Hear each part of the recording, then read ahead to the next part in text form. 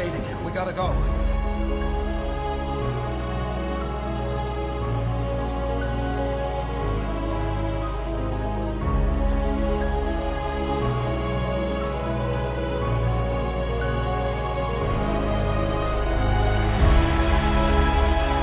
I'll get my car.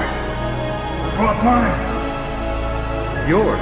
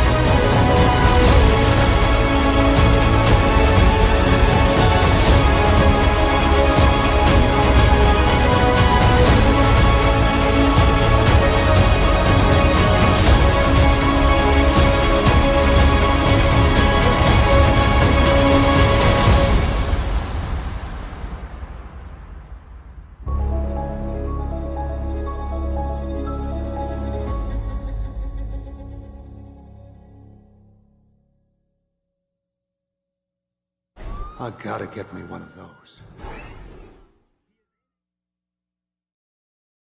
Hello, and welcome to another episode of Bat Dan's Thoughts.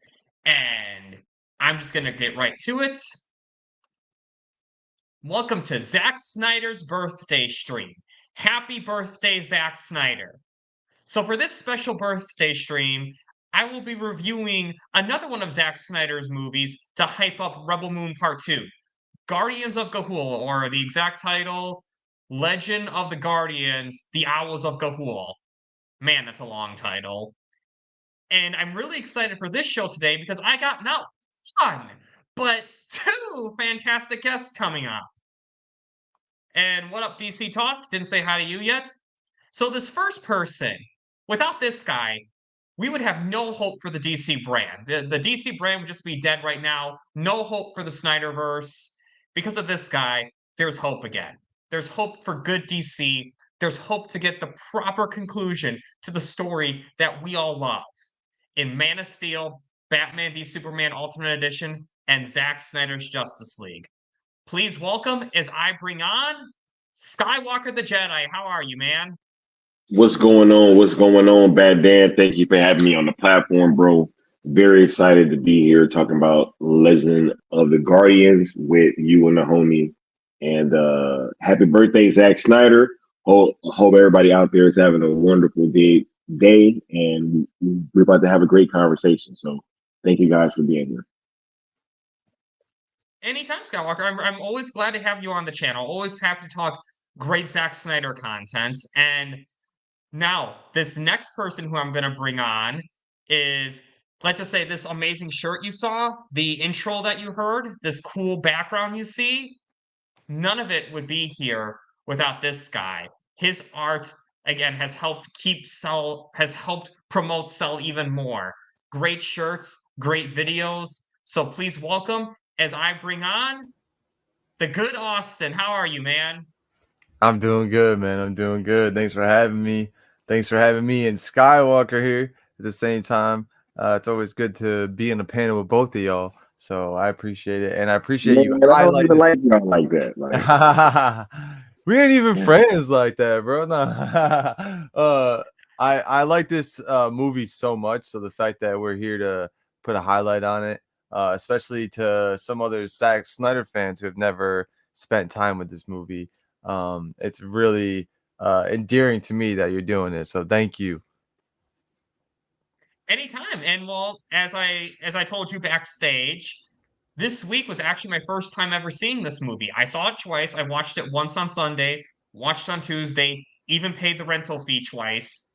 to get a good perspective on this movie. But yeah, before this week, I've never seen this movie before. Man, it's crazy. It's crazy. Well, and I will say, if you think that before Man of Steel, like one of the only movies that Zack Snyder made was Dawn of the Dead, then you're severely mistaken, and you really haven't checked his filmography. And this is one of those ones. It was made in 2010, and it may have been like a little precursor to see what he can do as far as casting goes, as far as story wise goes, because it is kind of like a superhero film, like at bare bones, like an origin story almost. And there was, as Ben Affleck puts it at the end of Justice League, room for more, bro. There was room for more. Absolutely. But we'll get Oh, into yeah. that. We'll get into that. Oh, yeah, we'll definitely.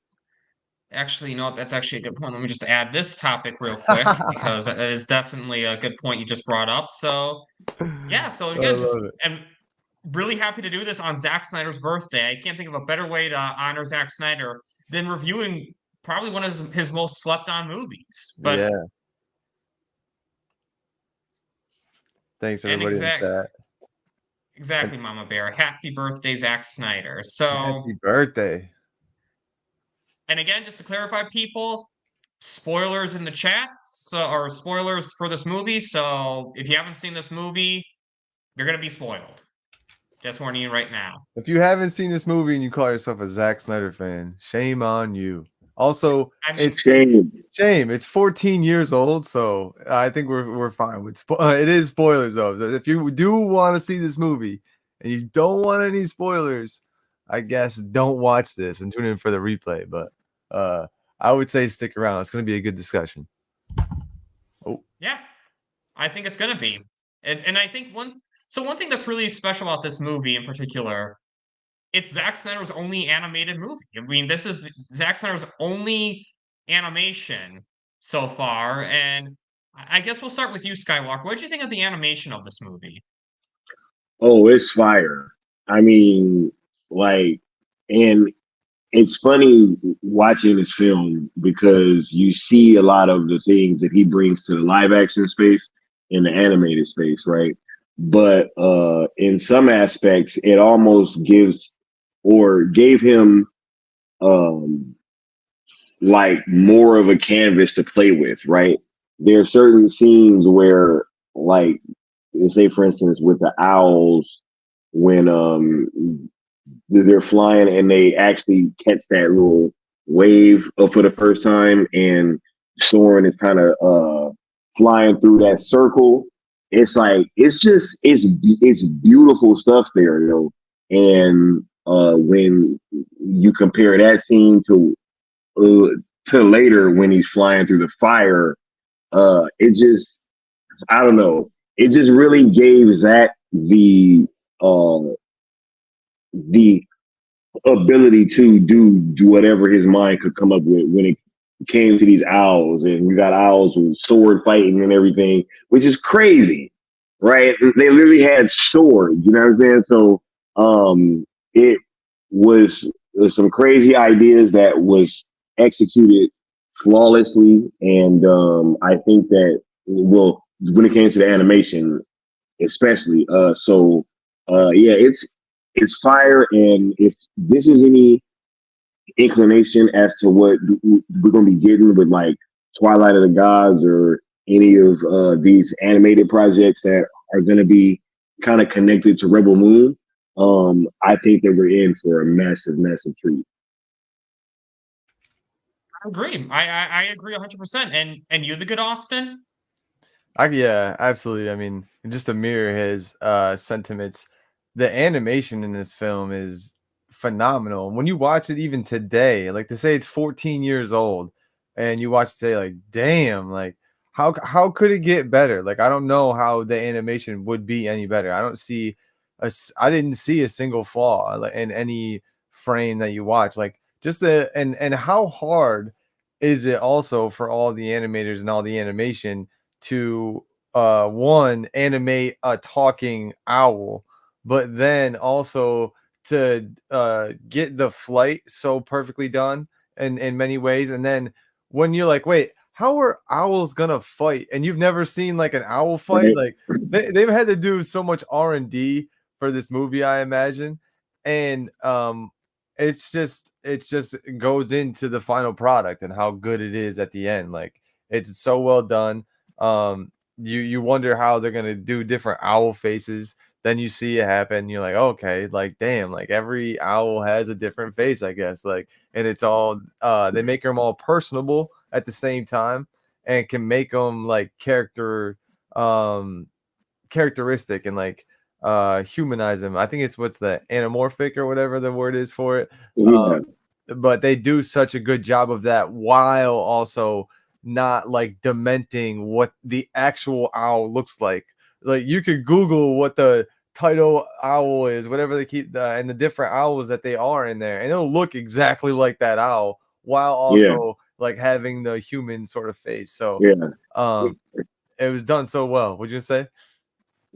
You bring up a great point, Austin, because you could tell that there was a massive amount of research done when it Right. came to these owls and just how they move and how they fly and just all those things. The attention to detail is still there, which is what is really crazy because we've come to expect it so much in these live action movies, but it was even there when it came to the animation as well. Right, right. And it's so funny to see when you watch it now again when you're like, damn, this is 2010. Like, what? Like, it just shows the precipice of like, yeah, he's always had the capabilities and he's been ready for it. And even in the animated space, I think it was great that he kind of got that the space to do it in animation, because you don't, while it was probably a lot of funding to get the animation done, you don't have any drawbacks of like, all right, what can I do and can I not do story wise, and like what are the drawbacks because of funding that they can't do and they have to cut out. There was probably nothing of that nature in this Right? movie. Like everything was Yeah, because you so can sweet. draw it anywhere. You just Right. can't like take a movie set anywhere. So yeah, you're absolutely right. To make that big ass tree. I forget what it's called now. This is the tree of Gahul. That's literally what it's called. I think. I think so. Yeah. I And don't remember. I think that's what they call it.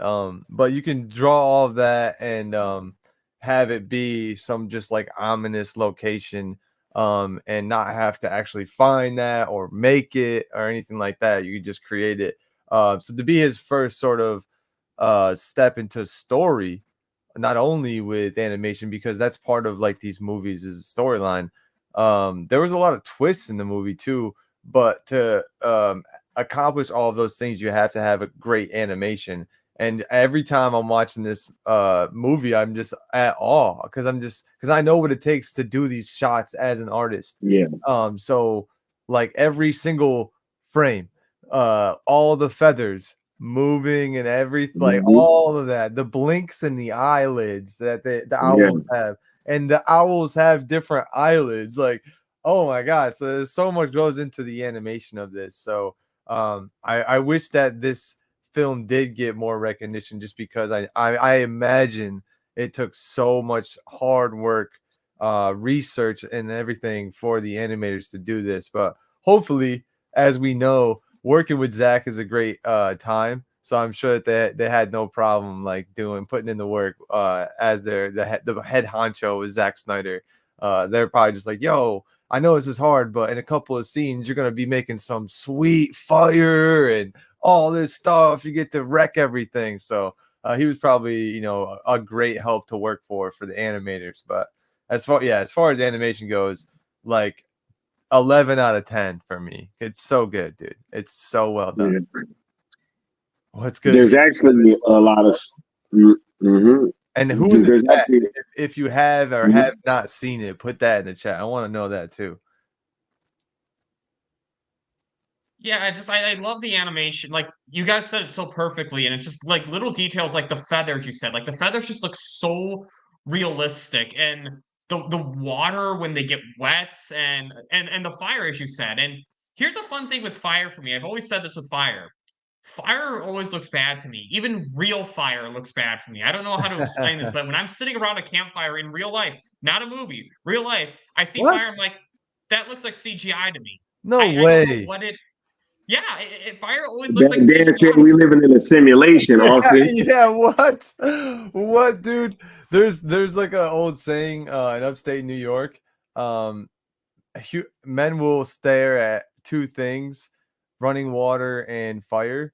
And like whatever you can do, whatever, like a hose or like a match, people will stare at it no matter how big or small. So to say that you don't like to look at a fire is almost like crazy to me, because everyone I know, you can light a fire in front of them. And He since said Bad Dan's a shapeshifter. yeah, Yo, dude, this is that's crazy. This crazy. is getting That's wild. crazy, bro. Everyone I know, you light a fire and they'll sit around it, dude, and just look at it. Just yo, that's Like cool. looking at fire just looks like CGI to me. Is all This I'm is saying. But I do CGI, like bro. look. Next time I have a fire, bro, I'm looking at But that shit so intently, like, yo, is this fucking CGI? What's good? like the point of that, the point of what I'm saying though is like, so have to for me have to try extra hard to make fire look good, and it looks good in this movie. The fire looks so realistic, and that, Right. and the final fight will get its own topic, but just that, I mean, just to make all these sequences work. I mean, the facial expressions of when Soren feels the betrayal of Claude, and I cannot pronounce this other guy's name, but Cloud. how do you say? There's a few characters that I couldn't. I'm That looking I at, yeah, I'm looking at the character Oh list. yeah, Alamir. I remember Alamir. That was The traitor. that was That was the traitor. wait, no. But who did the voice? Oh yeah, it was a boy from from Jurassic Park, right? Sam Neill. Is it? Oh yeah, it is Sam Oh Neill. yeah, Yeah, it is. Yeah. See, there's no, some big names in this. the voice cast for this film is like fire, yo. There was a Hugo Weaving. You have Sam Neill. You have Joel Edgerton in this film. Yep. Jeffrey Rush, aka Captain Barbosa. Captain Barbosa. When I heard him as the hero guy for the first time when I was first watching it, I was like, no way! Oh my god! Helen Mirren. Ellen Mirren, she is a Helen star, Mirren, bona fide star, bro. Yo, Hugo Facts. Weaving being in this is huge too, because I was like, Agent Smith?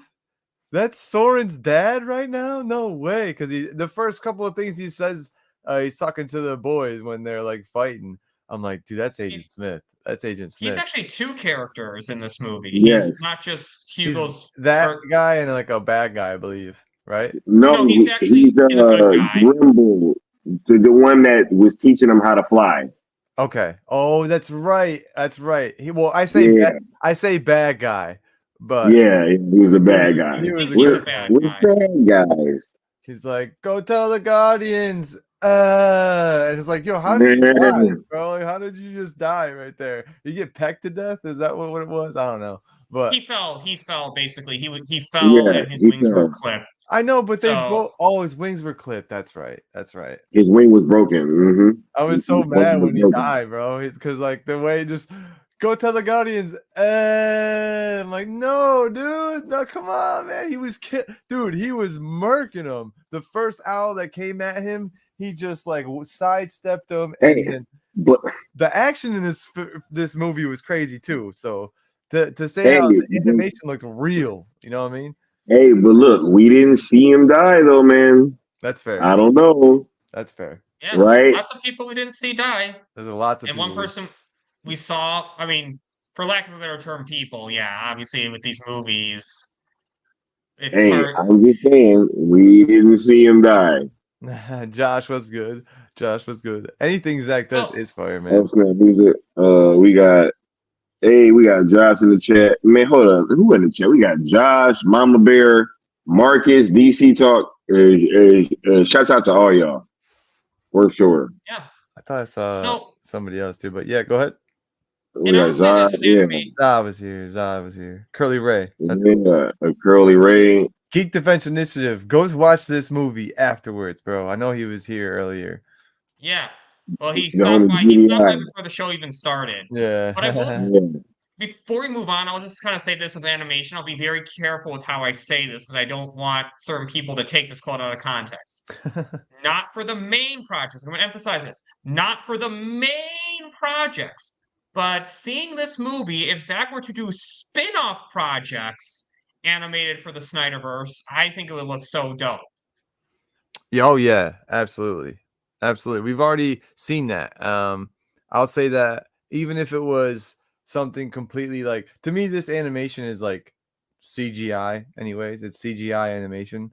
It's so 3D. I don't know what you would call this animation. Like some people hear animation and they think like Pixar or something like that. Like this is not that. It's like super realistic. It's CGI to me. It could be like real. So if he did it in this format, it would look super sick, I think. Or also the way that they had the nightmare scene look in the Teen Titans Go. That would look super sick, like that animation style. It's kind of reminiscent of. That was almost like the DCAU, right? I was just gonna say, just like Flashpoint Paradox, sort of like that, like looking like a DC that DCAU era. Yeah, that would absolutely be sick if it was a spin-off, like you said, like a New God story, sort of like getting like a history lesson in that shape or form or whatever, like series. He could do whatever. And it could play into, you say Snyderverse now, like Netflix might actually be trying to have him connect everything in one way, shape, or form. Everything that he's done. So I know, I think DC talks at it. I hope Netflix puts this on their platform soon. They just might. And they just might have every single Zack Snyder movie. I think they got the rights. The in the article where they said a certain segment of the Zack Snyder fandom, and Scott Stuber went on to say what he said about absolutely, or we would, the more Zack we have, the better. That moment, that was from a article that said Netflix got the rights to the Dawn of the Dead sequel, if I'm not mistaken, right? Or was it the 300? No, the 300 sequel. Yes, it was the 300 sequel that can't be a 300 sequel anymore, but they got the rights to the script, right? Yeah. So, they might actually be trying to put together a connected Snyderverse. So, they might have to use, for lack of a better term, have to or need to use animated. And if they went CGI style like this, it would be awesome to see it done that way, and to see his different characters from different universes like interact. However Zack Snyder puts that together, I believe it'll be done in a very well done way. Like, and people wonder, like, well, how could the Army of the Dead universe exist with Rebel on the moon, and how could that even, doesn't make sense? Well, like, don't worry about it. Zack Snyder had a quote one time where he's like, I trust that my fans trust me to take them on a ride. And ever since he said that, I'm like, I do. Take me on a ride. That's the whole point of a movie experience. You want to strap in. You want to go for, like, oh my God. Oh, and be on the edge of your seat. Like, you want to be moving around. You want to just be falling asleep during the movie. And ever since he said that, I've gone into the movies with that motto. If you can't take me on a ride, then this isn't a good movie. If I can see everything coming, I'm not on a ride. I'm on a cruise. I need to go on a ride, like a roller coaster ride. Oh, and I pulled my camera down. I said a little roller coaster ride. Whoa, that's a ride. That's what I mean about that. And I think that the CGI animation would play in well with that, connecting everything together, whatever way he does it. Zack Snyder would kill it. I think it's a great idea. Yeah. Yo, that is a good point. Like, I didn't even think about if we got like a New Gods project or something in that kind of vein, right? Kind of something that was supposed to be on the last docket. I mean, because Zack said that I think it was Justice League 2 was supposed to be like a New Gods movie for the most part. Like, Oh my god! And let's get a backstory to it, right? Let's get a little backstory to it, Right? and maybe it's Plus, I mean, animated. let's be honest though. Even if it's live action, it would basically be animated anyway. So Right. It's gonna be all CGI, and that type of CGI is literally kind of like what was in Legends of the Guardians to me. Like that's not cartoon. Like that is Yeah. because the owls are so realistic. Everything is so realistic. The knives they use, the metal, the masks, like it's legit. It's made to look real. So in the same vein, yeah, it would the New Gods movie like that would be sick. Maybe you just need motion capture. I don't know. yeah, absolutely. Yeah. I think this movie shows that Zack Snyder is a good animator, and we could have a lot of great stuff with animation. So Great. now let's move on to music. I guess we'll start with you, Austin, this time. What did you think of the music? Amazing. I actually didn't. It's one thing I didn't look into who wrote the score for this movie because David Hirsch. I cannot pronounce that name. okay, no, Hirschfelder. I'm gonna put this in the chat. no one that Maybe I someone really can recognize. actually, yeah, Um, maybe someone can get but this there for was some me. like songs in that in the movie too. Like I don't know if they're original songs or what. Hershfielder. Yeah, yeah, that's exactly what it is. I'm not gonna even try to say it. Yeah, But I think it was well done and perfect for like a kids movie, but also for what Zack Snyder wants you to do because there's little moments that happen that aren't they don't have dialogue to them, like a Zack Snyder film does often, like just a look or a movement, and the music plays right into it. So I think it lived up to par with all of the scores and that we've had in the films. And I wouldn't say like it stood out super to me like the animation does or the story does to me, but it fit in perfect in it. It wasn't like a drag by any means. It definitely supported the film. yeah, I can agree with that. I guess. What about you, Skywalker?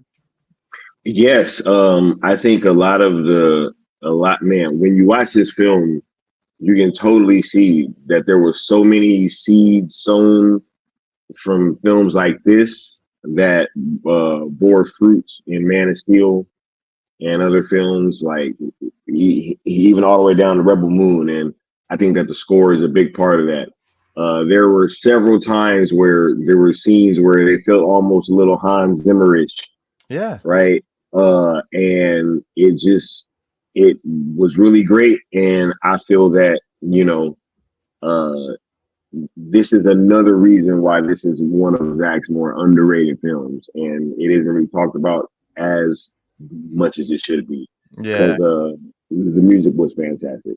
It was. And when it's not like by somebody who's like super, super well known. Hirschfelder. Mhm. We'll Um, put this name up here. I yeah. agree. It's he's not the most well known composer, but it's I can agree with what you said, Austin. It's not like super great, like super the best, but like I think it's still epic in so many ways. I think it has a lot of epic moments, like Right. the opening scene. You just the first flight, the ending fight. There's a lot of majestic feel that the music has. Yeah, it To definitely holds weight. That's why I say like it kind of gives me a heroic, like it feels like a hero film anyways, because there's Yeah, like yeah, moments of betrayal when his brother's like climbing back up a tree and holding onto the thing. Like there's some epic music playing right there as well. And then when yeah, they're when it there's almost an absence of music when he's going through the rain and trying to go through a tunnel, but at the same time you need to do those things in a score. You can't just have like crazy music playing at all times. You have to balance it. And I think it was done really well in that regard too. yeah.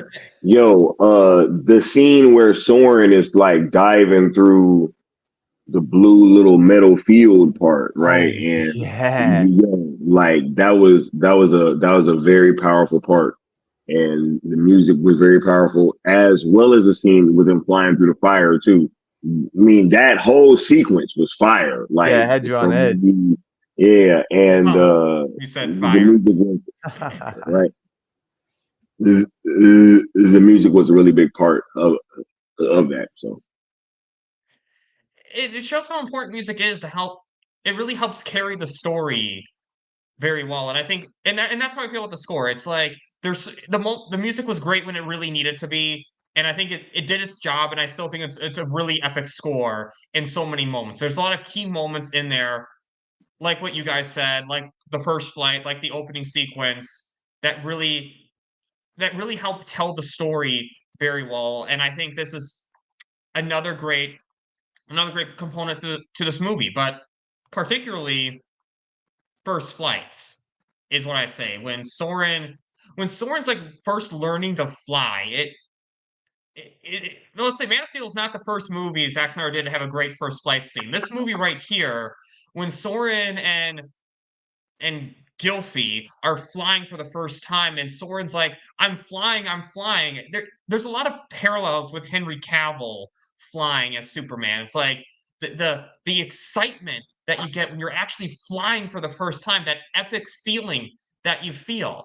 It's just Zack Snyder does a really good job with it, especially with the fact that this is a kid. These two guys are kids. These two owls are people, you can say, because they're anthropomorphic, but you know what I mean. They're kids, and they're actually like full on flying for the first time, and like the excitement that they convey in this, despite the circumstances that led them to the situation, they're still just enjoying the moment. That once they've had time, once they got away from the bad guys, once they were gone, they had time to actually like, oh my god, we're flying, and it's such an epic moment. I guess Skywalker, what do you think?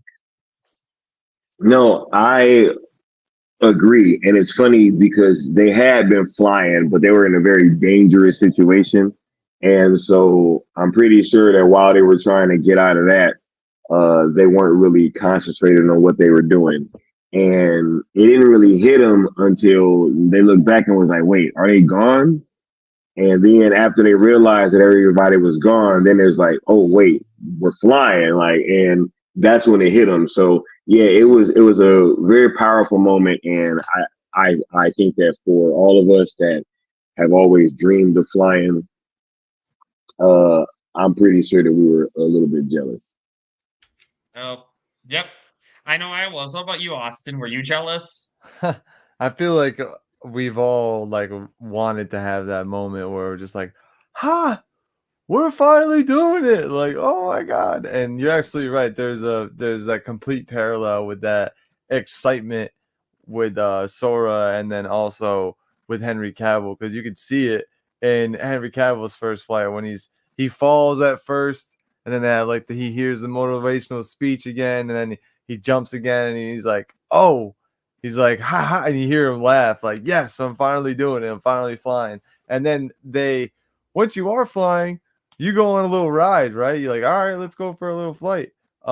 And we get that both of these times, but yeah, and the difference, I guess, in this movie is that they were running away, and it's meant to be a little comedic for the kids. But I will say, as Yeah. far as flying goes, I'm still dreaming for my first flight. If I had so many dreams of just like flying and being weightless and things of that nature. I had Like, one a couple weeks ago. Yep, I was flying in one of my dreams. it's so crazy. And seeing the movie Chronicle also with Michael B. Jordan in it. Oh my god, yeah, fire. Yeah, fire movie, but that just goes into my memory bank, and like visualizing it, having a visualization for it is like kind of crazy. But nah, the first flight of the owls is perfect. And I think even seeing the beginning of that before that, like kind of to piggyback on what we're talking about with animation, like when they're branching and just going back to back, like I thought that was very cool as well. When his brother was struggling, but Sora was having a kind of good time of a easy time of gliding. Um, you knew it was coming, right? You were waiting for it. You're like, dude, you're gonna be flying. Like you just gotta believe and do all the things. And having the coaches and mentors also, and like listening to the advice you get is sort of the theme throughout these films as well with the first Mm. flights. So I think it's just the thematic patterns that Zack Snyder has with the first flight if you want to see where it started, I guess kind of started here with the Guardians and with Sora, and kind of that feeling, right? I don't know if Zach's ever flown before, but man, he nails that feeling down pretty down pat. Yeah, it's maybe he has flown before. Who knows? Maybe he has a jetpack that he took to Fair. space and went. But yeah, and I Hey, think Cyborg got a first flight too. Right. And then he has the smile of like, yep, as he's going up and before his face gets covered, he has a smile as well, like I'm flying. because it's an amazing moment. I mean, it's a big deal. I mean, I guess to the owls, it's something that they would experience because that's like a normal part of their species. But still, it's still. I mean, just like going through the sky. It shows again shows how good Zack Snyder is at capturing emotions really well. And another place where Zack Snyder is great at capturing emotions is this character Grimble. So this is the guy who betrayed the Pure Ones. He betrayed the Pure Ones to help Soren and Gylfi fly. And this is where I benefited from watching the movie a second time because when I watched it a second time, I could catch the subtle indicators about how Grimble was going to betray the Pure Ones. Like little details, like you could tell. I noticed the second time when Grimble had that look when Soren and Gylfi were fake moon blinking. He just had that look in his eyes. He's like, and there's like a little smile he has at a certain point. He's like, "Oh my god, I finally found the ones who could actually escape from this." And it was such a and again, that's why I love Zack Snyder. It's like the animation, the subtle details that he shows in this movie shows how good of a shows how good Zack Snyder is, and he's great with all the little characters. Because again, this guy got killed off pretty quickly, but in the moments that we saw him, it was cool seeing his backstory and actually held up his own for a little bit. He held up his own against not. I have these characters on here.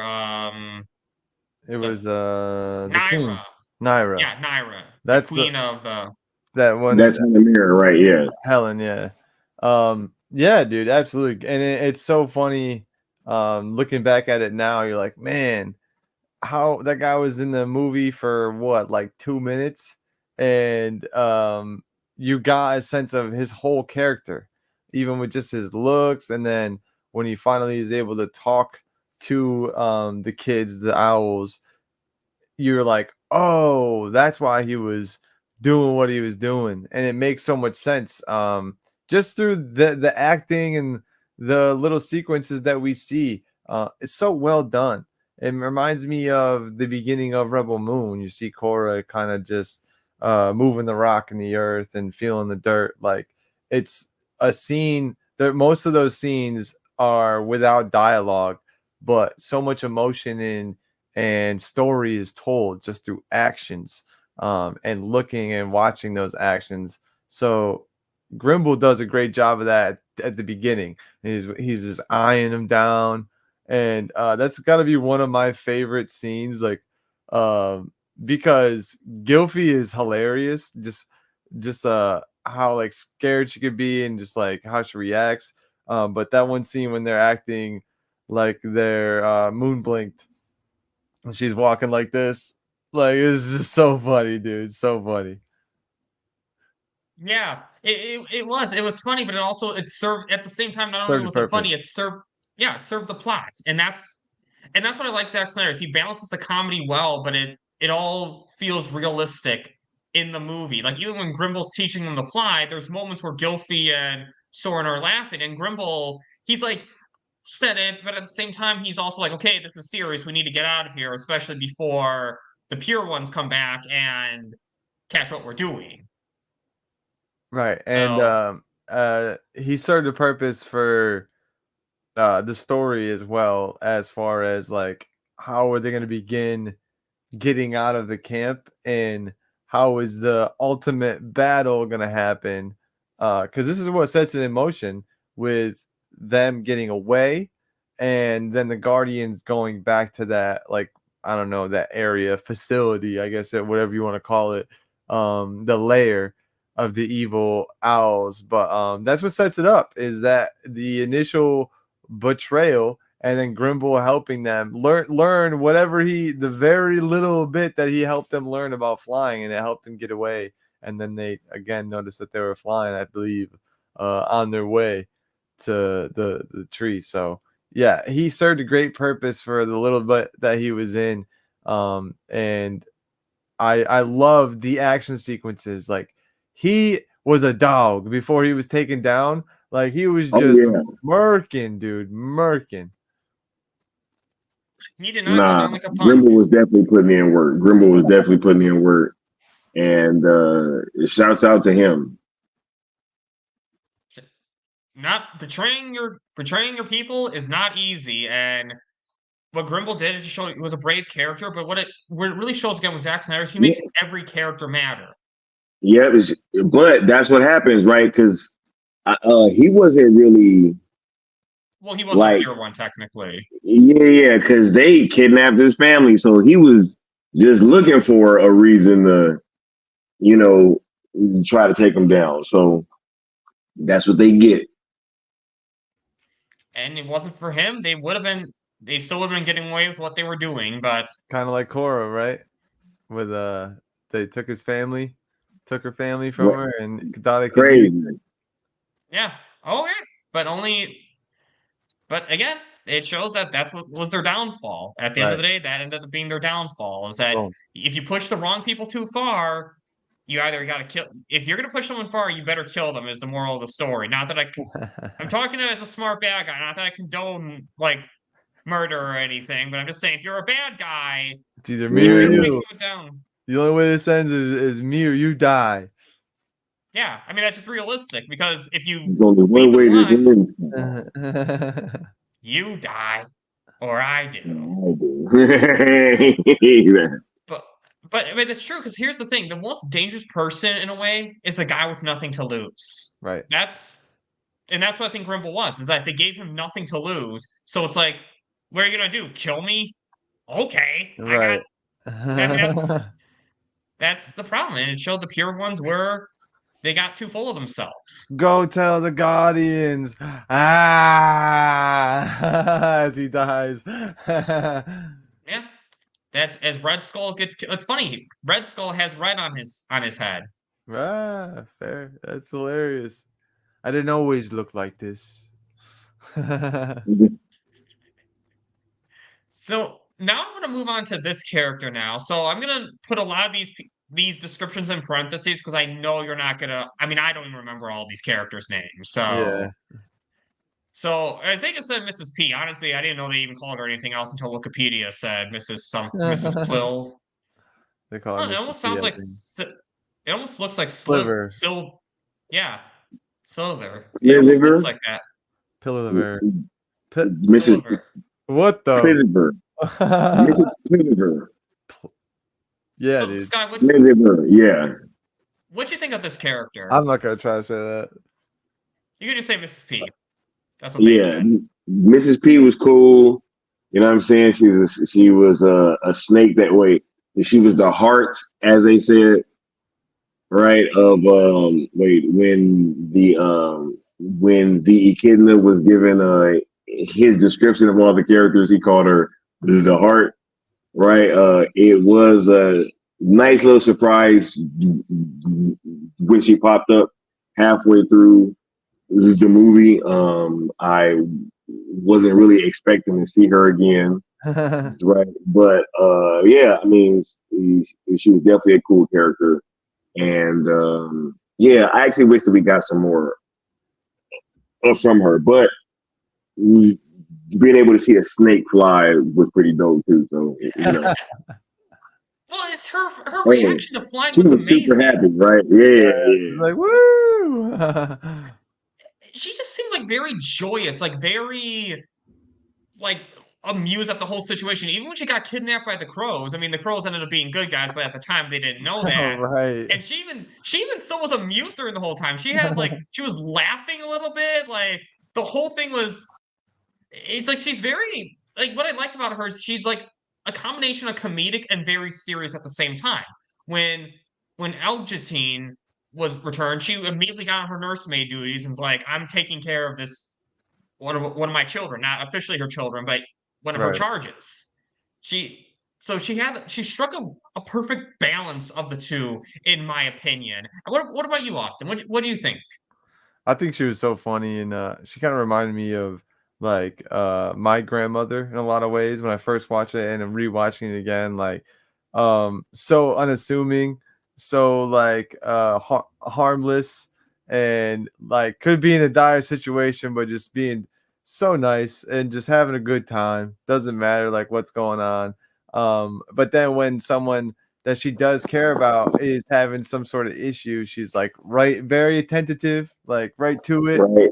right back, Snaps to it. right. And so I like everyone's grandma, right? Hopefully you had a grandma like this growing up where you were struggling, you were going through something that was just some like human like life stuff, and she was just like laughing at you like, come on, you're gonna struggle, but come on, you're gonna be all right, like it's all right, we're gonna get through it. And you don't know what's going on, but she just like helps you through the situation. And that energy you kind of need. You definitely need someone who's like a rock like that situation. Like when you think something's going on and something's wrong, you look at that person and they're just like, we're good, we're having a good time. Like, so I was awesome that he had the snake be that type of character, and it made me look up as well. That's a real thing where there will be like these like nursery sort of snakes where they'll eat that stuff. They'll eat the pellets of the owls. They might not be the sort of character that they are with the baby owls, but they will eat the pellets and things of that nature because they can digest that stuff. And Interesting. it's like free food basically. Yeah. So that goes it back into the research. So it's not just they didn't just put a snake in the movie to be cute. Like it was a real thing. Oh, damn. See, I didn't even realize that. It shows Zack Snyder pays attention to details. All of it, dude. All of it. And that was probably a fun thing that he even like researching the owls. Like their symbiotic relationship with snakes. Like what? Like of all things. And it goes into, if you want to go deep with the characters, um, she being probably one of the most dangerous in the situation with Venom and being to like wrap up owls. Um she could do a lot of damage herself, and she's not, she's just very unassuming and again harmless, and it's just very funny that she is the way she is, and it makes me, I'm endeared immediately to her as soon as you are introduced to her in the film. The parents are away, and there you go, you got a little nanny, and it's a snake. And what was it, I call her Egglet. I know that's not her name, the little one. Is it a eglantine? Eglantine, yeah. Eglantine. Yeah, Eglantine. That's it. Eglantine.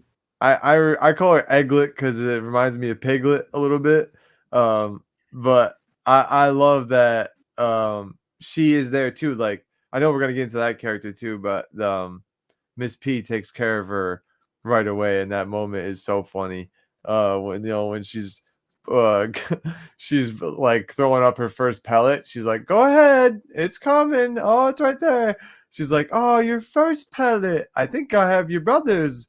Do you want to see them?" And they're in the background like, "Oh no, Typical no." nanny. Right. And then she's like, the how funny though, if you're a parent or uncle or an aunt and you've had to take care of a little one before, and their reactions to things are just so genuine and so funny, and so true. When she has her first pellet, she's like, "Oh, your first pellet," and her reaction is, "There's gonna be more." Like, I laughed so hard at that, dude. So yeah, that Miss P was very vital, as was Grimble. It shows every character matters. And one character who I really liked too is, since you mentioned her, we'll just move on to her next, was Eglantine. And Yeah. I think what she really showed is that she was the way that Clud could not be redeemed. because, or Ooh. like made his redemption harder, or like any possible, like this was the first There's no sign. return. Because it's one thing, I mean, let's be honest here, and we'll get into more Clud later, but before that, he didn't really do anything that bad, if we're being honest here. It wasn't until but when he moonblinked a family member, that's what really showed his, Yeah. Dude. how far he was gone. And that's why I think Eglantine was so important, because she was, I mean, she was the youngest of them, and she was just a sweet, innocent girl, and you see her bond with Soren in the beginning when they're playing games, and Yep. He's telling the story. exactly, telling the story of the Guardians. And what up, Sin Havoc? The Havoc Bro Goo, what's good, guys? Yeah, man. She when that happens and you're hearing and she like when she wakes up from being moonblinked and the story she tells Soren about like what happened, the whole time it just like it's such good writing. The whole time it's just like she's one upping everything, right? And you're like, oh man, I can't believe he did that. Oh, what he did? Wait, what? It happened like this? Oh, what? No way! And like she's going around like the whole like, oh yeah, it was Claude who did this. He actually brought me to them, and I was just a trap or whatever. Like I was sent here as well. I didn't just end up here. And the whole time you're like, Eglantine, like no fucking way, you're the key. She was the key. So yeah, she's actually plays a huge role in this movie and done so well. Like the little baby kid what owlet they call them, owlets, I think they call them, the baby owls. Yeah. Is such a good character, kind of like the decisive twist, I guess, as it were, for the storyline, like kind of sets up the whole third act. She does. Oh yeah, exactly. I guess Skywalker, you got anything to add? Yeah. When you see that he brought her there, it's just first when he brought it up that he had a little sister, and he's like, yeah, and he No. might be a powerful flyer. I was like, bro, this dude, what, right? And then when you 3 actually months see old, dude. him bring her there, and then he's like, and then she's like, oh, I want to go, and he's like, yeah, we can go tomorrow. And then he's like, but first, and I was like, man, this guy, and you know, you see that he actually went through with it and did it, and I think you're absolutely right. That was to show that he had kind of had a Anakin moment where he was no longer saving.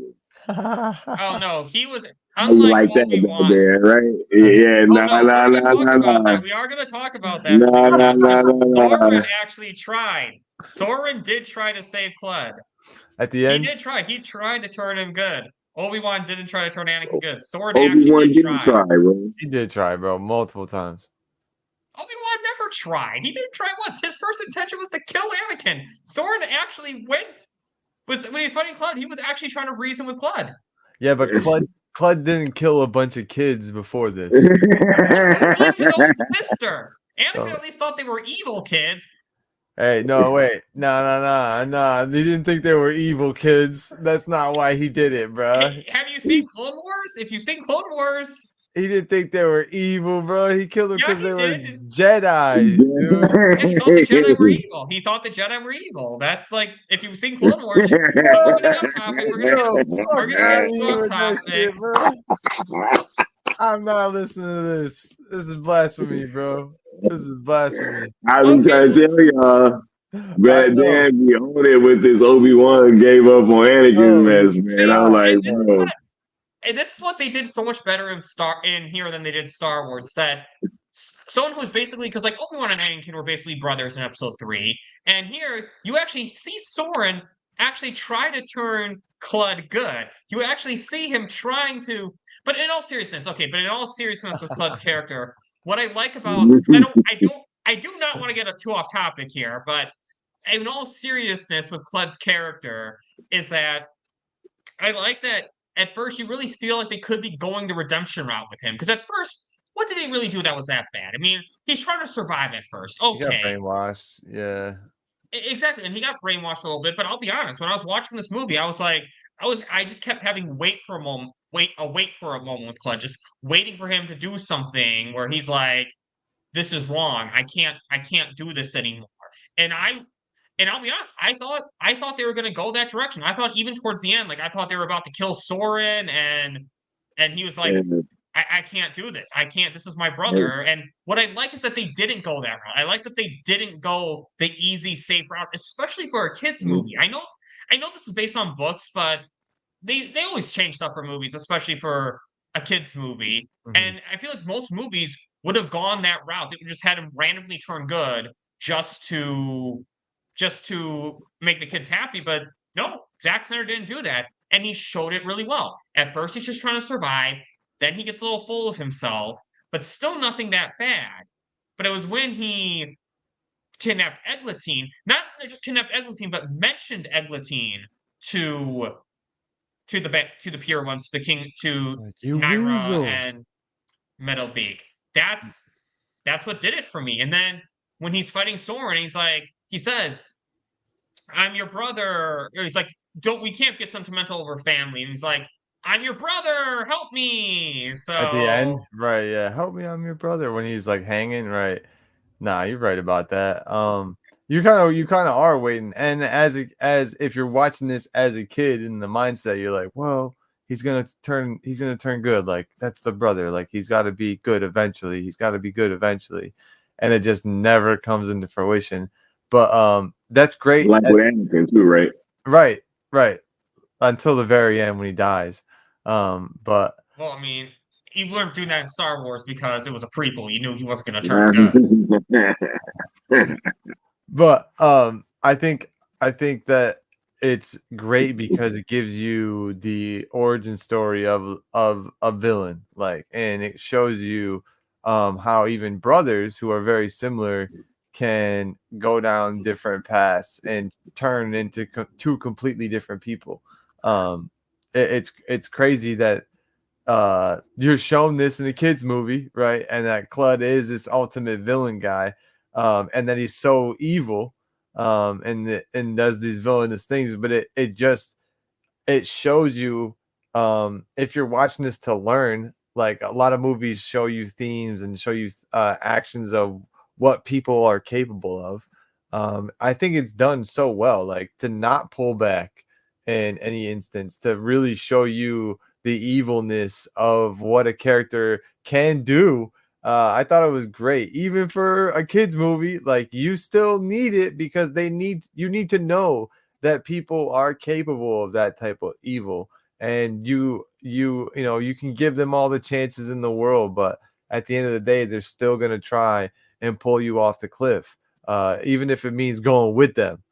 They don't care. So I thought it was great. And the whole arc of Clud is kind of like a secondary arc, but is very Yeah. necessary for this. Like you need that arc, you need this family's arc for everything that got to be put in motion. Because if Sora doesn't do what he does, like the whole regime doesn't get taken down. If Clud doesn't do what he does, Egglantine, I'm gonna call it Egglet again, but she doesn't get taken to the Guardians where Sora is, and Sora doesn't fly Oh, that. You know what I'm so saying? so what you're saying is that maybe Clud was a double agent. What you're saying is that he turned in Eglantine because he knew that Soren would come, that the Guardians would come, and that Soren would come in and Bro, rescue them. Maybe that's what Clud was doing all along. They did that because they knew the Guardians was gonna come because they had a trap I'm just for kidding. him. But nah, I you think didn't expect Soren to go. They expected the Guardians to go. I thought it was so cool too at the very end when and again, like I watch this every time you watch a Zack Snyder movie, you find more stuff and you think about more stuff because all the details are there. Even all the owl calls, they're accurate. Whatever they may be. You might just hear it real quick. It might be a screech, but you're like, when I was rewatching, I was like, oh shit, that's a real owl call right there. Like And they were clicking a lot too. They were clicking too. the clicks do when they're being secret. I was like, yo, we got ninja. Like, dude, so cool. And they actually do that when they're hunting. But what I wanted to say was one of the things with Clud. that I thought was really cool was at the end battle when the Soren gets the metal thing down. He like blows it up or whatever with the fire and saves the Guardians, and they're all like, they all get up and they all start to fight, right? And they're like, all right, well, it's time to fight. And Black, I forget what his name is now in the movie, but the guy from Captain, or from the Captain, Jeffrey Rush. Yeah. What's his character's name though? I keep forgetting.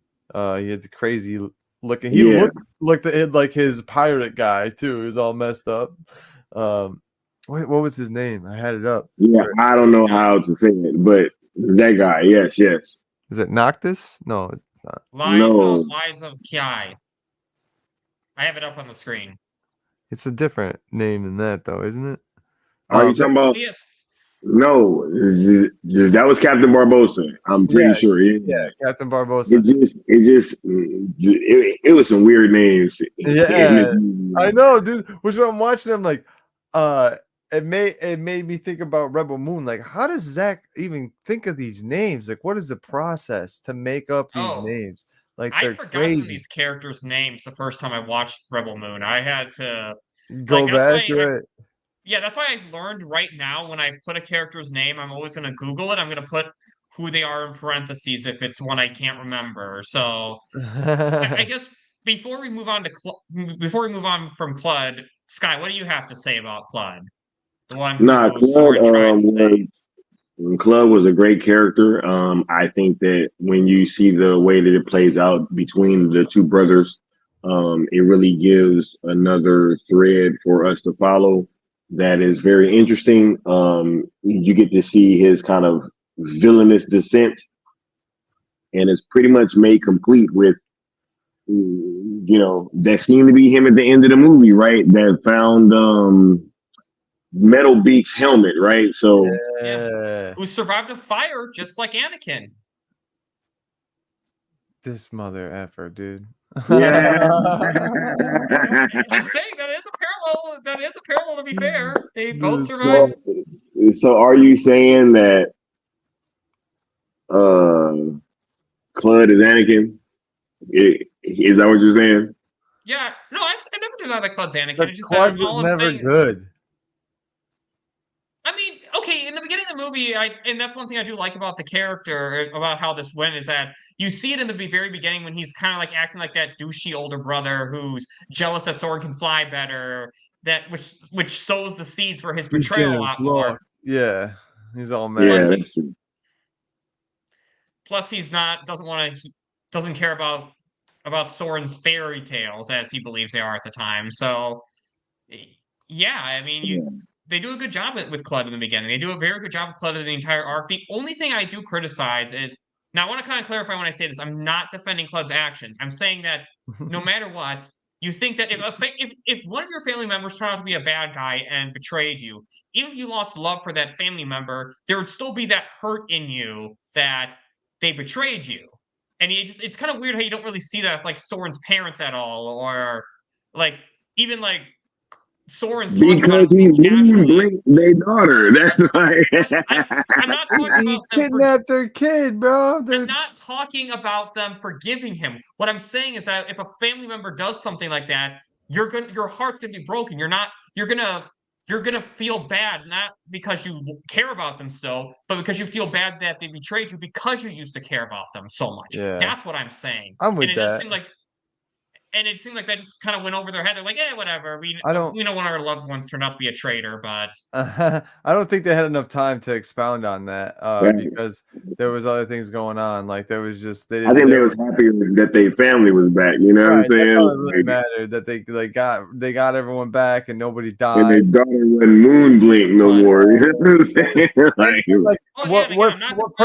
What purpose did that really serve the story as well? If we would have seen that, like, it's also, to reiterate again, the things that we saw are crazy, but this is a kids movie. Like, we don't need to see them going through grief and shit. Like, we don't really need to be watching that, you know what I mean? But I understand where you're coming from, totally, but I don't really think it was necessary for the story that we got. And I want to say with Clud though, what was cool was when Captain Barbosa, I'm gonna call him that, says at the end of Soren, he said, "I need you to stay here and watch the outlets."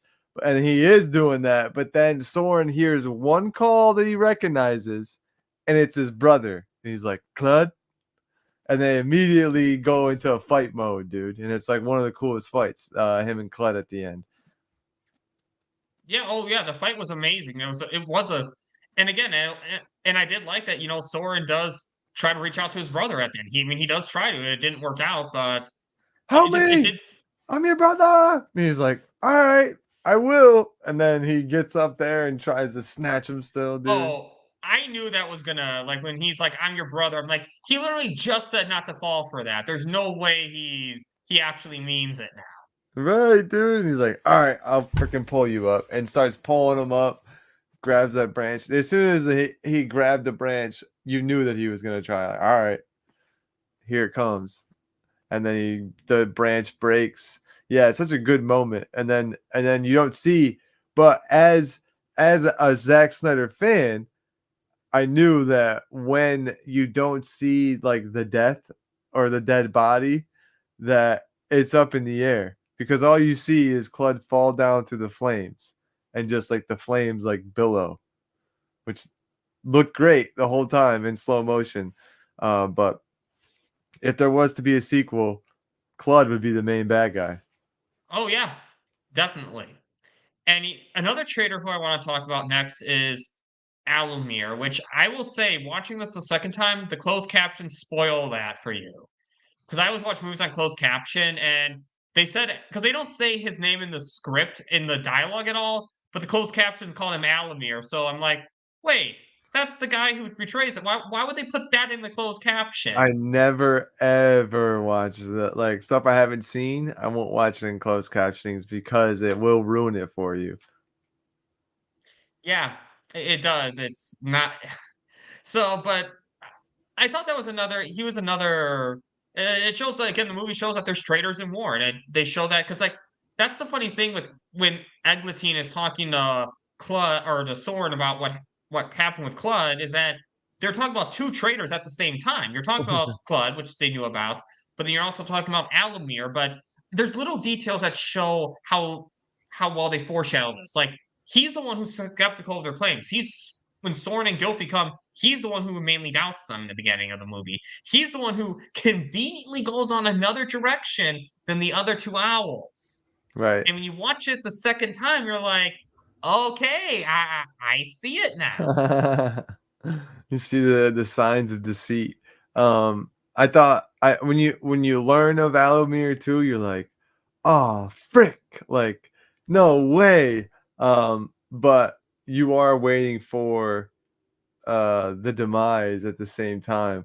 But such a great character and very ominous, as it were. But as like you said, as far as a war goes, like wartime goes, these type of things happen, man. And to put that in a kids movie, to put that like story plot in a kids movie, is so cool to me and to like enlighten them to those types of characters that these things can happen, that you got to be careful who you trust. Like it's a big allegory for Alamir, and even Alamir, like right, his characters, you have to be careful who you trust, right? That's the kind of like the mantra of what you take when you see him. But he had to be careful who he trusted too, because he trusted Meadowbeak and he got owned by Meadowbeak at the end. There can only be one king. Whenever a villain who ranks above you promises you're gonna be king, you're not gonna be king. Like that's why I never understand being a villain sometimes in certain regards. It's like I'm not talking about like the moral aspects of it, but like how can you trust a deal to be upheld when you work with a villain? I've never understood that. Like, of Yeah, I course they're know. gonna betray you.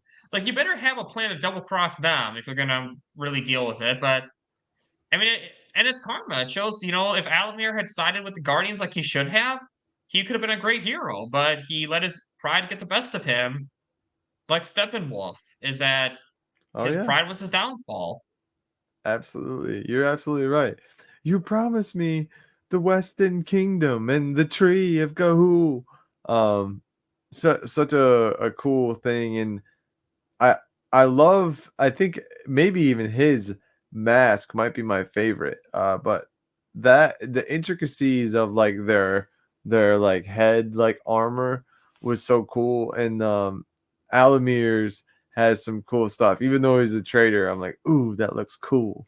That looks cool. And the voice, the actor choice couldn't have been better. Like the I forget his name, but the guy from Jurassic Park. That's Oh, how I Sam know him. Neill. Sam Neill. Perfectly well done. He is also Scar, I believe, if I'm not mistaken. Jeremy Irons is Scar. Oh, that's who it is. Shit.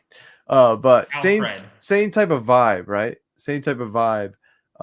Where the villain has that deep, like just ominous, gets you creeps kind of voice. And when he does betray you, it's also like that character, you're like, man, you got coming. Like whatever's coming for you, I hope it happens, Alamir, because you just f this whole people up. And you're glad that there's like the justice that happens to Alamir. So I thought he was a great character. Thought it definitely, and it, again, to all of the puzzles and gears working together in a story to push it forward. He's adamant to having that there, because not only does like Sora and Clud, Clud betrays as well. I meant, but not having Alamir be the person to like set that emotion. You don't have the Guardians and battle and all that to begin with. Real quick, I'm so happy that Bad Dan clarified that Jeremy Irons is Scar. I was like, bro, Jeremy Irons is So iconic as Scar, bro. I don't know what we talking about. You know what I mean? So long, dude. I forgot. But it's just the voice reminded me of it. Like the evil tendencies. Nah, I saw the Alamir betrayal coming. Like when this dude didn't believe him, and then Bad Dan, he didn't just coincidentally go the other way. He sent the other two. He was like, yo, like y'all two go that way. I'm gonna go this way. Well, yeah, that's what I meant. So you're watching it the second time you see it. Yeah, like he totally sent them that way. And so yeah, man, it's just I kind of saw it coming. But I'm glad that he got what he deserved though, because you can't trust, like, yo, if you gonna betray, like, all right, why would he trust you when you just betrayed your own people? Right. Yep, exactly. That's you gotta be aware. So now I kind of want to do something kind of different now Sky, since I know you have to get going soon, what I'm going to kind of do right now is we're going to go through these next topics with just you talking, and then Austin and I will revisit them afterwards. Okay. Oh, so thanks, man, because I planned on staying longer, y'all, but I'm losing my voice, and it's getting kind of hard for me to keep talking.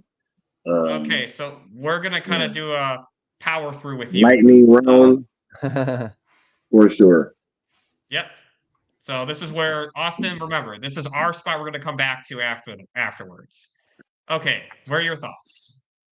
Yeah, Soren's parents, you don't see them like a whole bunch in the film, but what I will say is that Hugo Weaving is a top tier voice actor, and I really do think that both of them did a great job of setting that early foundation for the kids, and then also being there at the end, showing that there could be some kind of repairing within the family. Okay, sounds good. And now, Naira, yo, that chick, yo, Helen Mirren is dope, yo. When you first get sense from her character, and she's kind of talking about the pure ones and everything. They really give you the sense of like, like almost like the Empire, right, or an early shade of the Imperium. Um, they're really on this, yo. Uh, we are just better. We're superior in every way, and I think that Helen Mirren uh, did a great job of kind of portraying that uh, queenly kind of. I mean, a queen with an iron boot. You know what I'm saying? So it was super dope, and I enjoyed her a whole lot as Naira or Nira. Yeah. Metal Beak, Joel Edgerton. He did a great job, yo. He really sounded a lot different. He sounded as if his character had been through a whole lot of like, you know, mental and physical pain. So I think it really went well with his character. And seeing that scene at the end with him and Captain Barbosa, that was a super dope fight scene. And unfortunately, he met his demise. But will there be a new Metal Beak? We will see. You know. The Echidna. He only has a couple scenes, but very funny, right? Kept talking about the prophecy and what was foretold, right? I think that if this film did get a sequel, we probably would have got some more of Barry um, as the Echidna. But what we got in this film, I thought was pretty dope with its limited time. Twilight, the owl with the music and stuff. He brought a lot of a lot of comedic relief, even though he was the best fighter out of the entire group. I think the actor was Anthony LaPaglia, I think his name is. He did a great job, and Twilight was one of my more favorite characters from the film. Bro, I don't know how you Yeah. remember actors' names all the time. Anthony, he's right. Yeah, no, I don't know. Digger. Digger was funny, was the real comedic relief. I think that the whole scene where they introduce him with when Soren is trying to catch the moth, and this dude is trying to obviously steal it from him, even though he wasn't the one to catch it. Pretty much from then on, he is down for the adventure, and he's actually the reason why they end up running into Twilight. So, I really dug the Digger character, and I just really hope that we had gotten a sequel to this, so we could have seen more. Right? Captain Barbosa was another one of my favorite characters from this film. That scene with him talking to Soren about what heroes like really are. It's a very, very powerful scene, and I think that it's very poignant, and it just really, really summed up who he was as a character. That's one of my favorite scenes in this entire movie. So, I really think that he kind of embodied doing what's right over doing what's like popular, I guess. Yeah. Gilfy, I thought that Gilfy was pretty funny. Yeah, that was the small bird, right? The elf owl. Yes. Yes. So, she definitely played her part where they really needed her help in a few areas, and once again, I just wanted to see more of more of her arc and how it was going to turn out. I, I mean, we do see her kind of start off as being super shy and so scared that she was pretty much scared to move in some aspects. But by the end of the film, she was pretty competent and was a great flyer and even took part in that last battle. So definitely wanted to see more and really dug her as a character. Soren was the main guy. I thought that a lot of the scenes that he is in are, especially his flying scenes, are visually breathtaking. And I just this movie wouldn't work as well as it does if not for Soren and you kind of being willing to go on this ride with him. I think he was a great protagonist, and yeah, I definitely wanted to see more of how his story was going to turn out going forward with him and Clud, aka the new Metal Beak. Anything missed? I don't know. I really dug this movie, and just kind of mentally even revisiting it now. I'm thinking about more stuff, but overall, it's just a great film, and I'm happy that I was able uh, to really take part in this conversation on Zach's birthday, talking about this film. So, shouts out to y'all for having me, and I appreciate you guys, man. Anytime.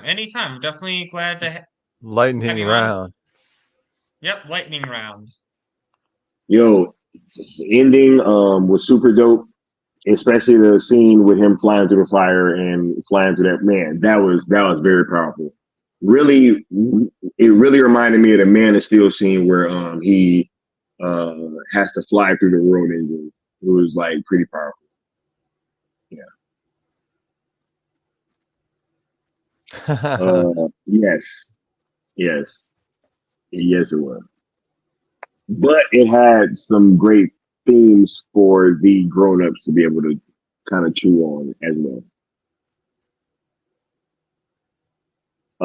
Rating 8 out of 10. That's fair. Yep, that's fine. Coming up, Yeah. cartoons and cereal, and Sunday morning, the interview, the sit down with Skiiwalker featuring Nessa Noel is going live at 10 a.m. on Sunday. So be sure to check that out as well. That was a great conversation, and I cannot wait for you guys to be able to see that. I can't wait either. I've actually been so busy this week. I actually do have access to that interview that I need to watch it so I can say I've watched it before it premiered. So yeah, thank you for coming on, Skywalker. I hope you feel better for tomorrow, but luckily it's a watch party, Yeah. so it's not like you have to talk so you can kind of get away with not talking the whole time. Yeah. I'm gonna go get me some tea right now or something, man. I need some tea. Go relax Sounds that good. voice, homie. All right, y'all. Peace out. Peace out. Peace. Okay, so glad we got through Scott. We could get Sky through all these topics. So now we're gonna basically go in the same order. Only I'm gonna switch ending and anything we missed because anything we missed should come after ending. So what about you, Austin? What do you think about Soren's parents? I thought they were perfectly done. I think having, to me, Agent Smith be the voice was perfect, and it goes to show you too, like how it feels being a parent and how it feels like kind of watching those people, your younglings, grow up. I look at things differently now than I did, 10 years ago when I was 20 years old and I was like, I think I was 16 when this movie first came out. When I first watched it, I believe I was around 20. And now you can see things from a very different perspective. So watching it another time around, now I saw Soren's parents is just like very kind of grateful that they were there because as hard as it is to have a son like Clud, and trying to get him to be nice, you also have to have the counterbalance of having a son like Soren, where you have to allow him to dream, but also kind of keep him grounded in a way. So I thought they did that very well in this film, and for what little they are in this film, they play a great role, and he chose great actors as well. Like their voices sound very soothing, and I think if you're a kid watching this, you kind of want that, right? So um, that was well done in every facet, and they look very I think the Tyto owl is what it's called. That Like TYTO title. Yeah, but those owls are very beautiful and one, but the parents, the way that they design them, they look very like magnificent or like benevolent. So I think they were well done in every facet, and they are role models, as it were, if you could have that for an owl movie. But absolutely role models. Yeah, I agree with that. I mean, I'll be honest, the mom was just kind of there for me. She didn't really Just do a there. lot. Yeah. But the dad was the one who I think was the real character for the little bit he was in. Like just little details like really like showing how proud he is of both his sons. And at the time, I'm saying in the beginning of the movie, before Clem did all Yeah, that right. stuff. But like in the beginning of the movie, and the way he's trying to guide both his sons. He loves both his sons equally, and he wants both his sons to be well. And with Clunt, he's trying to teach his Clunt, it's like you have great skills, but there's certain things you need to tone down, or else your skills are going to be useless. He was telling Clunt what he needed to hear, not what he wanted to hear. And and Soren, he was good at exploring his abilities, guiding, seeing Soren's potential, and he really guided both of his sons very well. What they Right. chose to do with the guidance each took a different story, but yeah, he really tried and cared about his family, and you could really tell that. And in the end, when they're all reunited, except for Clud, but still they're all happy. Then they're just all hugging each other, and you know, again, as I still argue, still weird that they didn't have a moment of sadness that a loved one turned out to be a traitor. But Who I knows, mean, man? Who knows? Maybe like at that point they didn't know, and Sora didn't tell them yet. Like you don't know necessarily, but for what they're in the movie, they serve a great purpose, and it's cool at the yeah. end too. You kind of have that redemption moment where Soren's like, they were real. And he's like, you made them real. That's pretty cool. Yeah, another really powerful quote. It shows how good Zack Snyder is with quotes, like Oh with yeah, dialogue. I guess he didn't write this movie technically, but he's good. I guess the screenplay is written by John Orloff and Emil Stern, but still, Zack picks good writers to work with him. right. And deliver the And it, lines. I really laugh that you keep calling him Sora because I'm a big Kingdom Hearts I fan, can't and get that's the main I character. can't help it, man. Like that's what I do. With all of these people, like Agent Smith is Soren's dad to me. Like if I know you as a character, that's what it is. But every time I heard, because they all have the accent, right? So Soren. Like I kept hearing Sora the whole time. Anyways, Yeah, fair enough. Fair enough. I love Kingdom Hearts, by And the way. yep, great. Oh yeah, I love. I played every game. I mean, I played every game, and so I watched some on YouTube. Like Chain of Memories just sucked, and It's I hard to have play the those. PS. Yeah, I like the main games. But anyway, don't want to get too off topic here. So Naira, Queen of the Pure Ones. I'll be honest. At first, when she comes, she has like this deceitful niceness of her, just like God, the bad guy of Rebel Moon. Ed, I forgot his name now. The bad Noble, guy of Rebel. What do you say? Noble. Noble, yeah. She had like vibes like Noble in the beginning, is that she appears to be very nice, very welcoming, and then slowly you see her true nature, her deceitfulness, her it's like, this is your home now. You're all orphans, and some of you are just gonna be pickers and doing this useless, worthless job. And the way she kind of manipulated Claude is like, is this do you want to be with him, your brother? Is he your brother? She slowly turns into this reveals herself to be this evil, mean bitch, essentially. Yeah, exactly. And it kind of shows you that the manipulation powers, or the powers, I guess, that a queen or someone that benevolent looking can use their looks to their advantage, and to get what they want. She does such a great job, Helen Mirren, of voicing this character. And when you voice the characters, obviously you bring them to life. If people don't know who Helen Mirren is, she's actually also plays the villain. And I didn't watch the movie, but she plays the villain in Shazam 2. And I believe she's Oh, has some other villainous actor roles or actress roles. So she plays the part really well. She knows what she's doing, obviously. And it's just when you first see her, you hear the names, right? You hear the Pure One and like something else. You're like, what? Who are those people? Or the High One and something else. All of a sudden, this like all white, huge owl just swoops in over everybody. You're like, oh, and then the way you say it too, she's like, when they're talking, she's talking to the soon to be pure ones, and like Clud and all the other people. She's like, their highest honor is helping the pure ones. You're like, oh damn, this shit is like maniacal. So Naira, being like the second villain, plays a great role. And the twists and turns that she facilitates is great. But ultimately, in movies like this, you're hoping for like an untimely demise. And it's great that Naira gets thrown off, the cliff, and breaks the wing and all that, by the at least hero. Yeah. She gets but owned.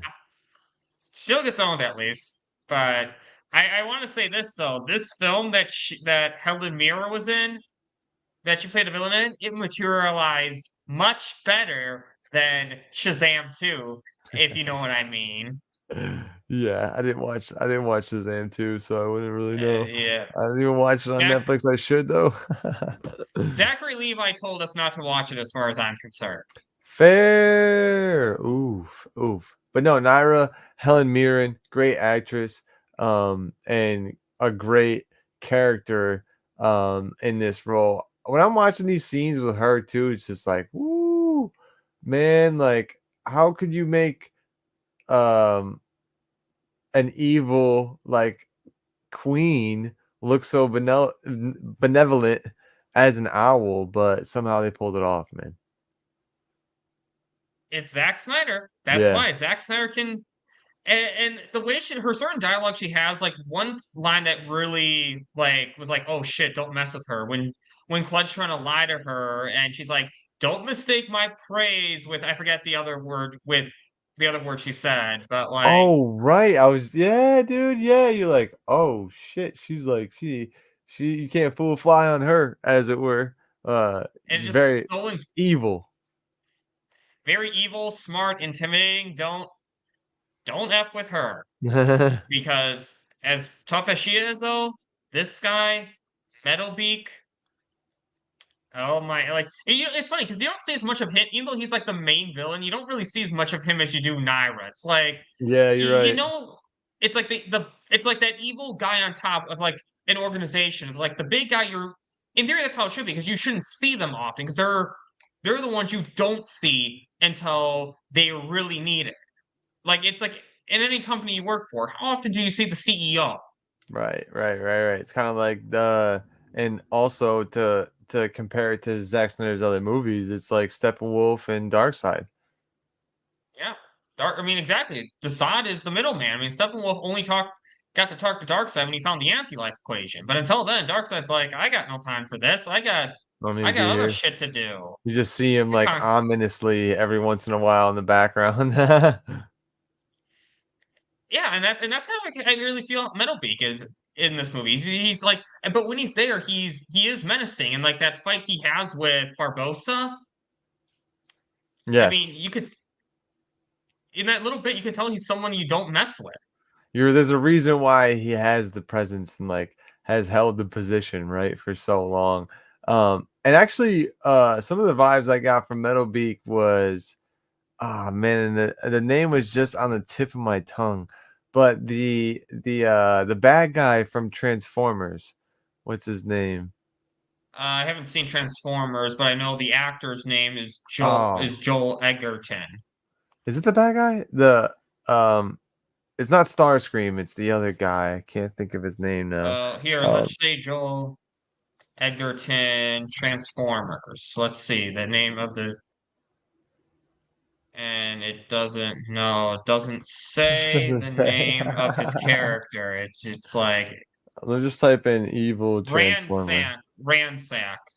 No, that's not Okay. the one that I'm thinking of. The main one is it? It's not Megatron. No way. Jeez. Megatron. Yeah, it's Megatron. He reminds me Okay. of Megatron. It's exactly who it is.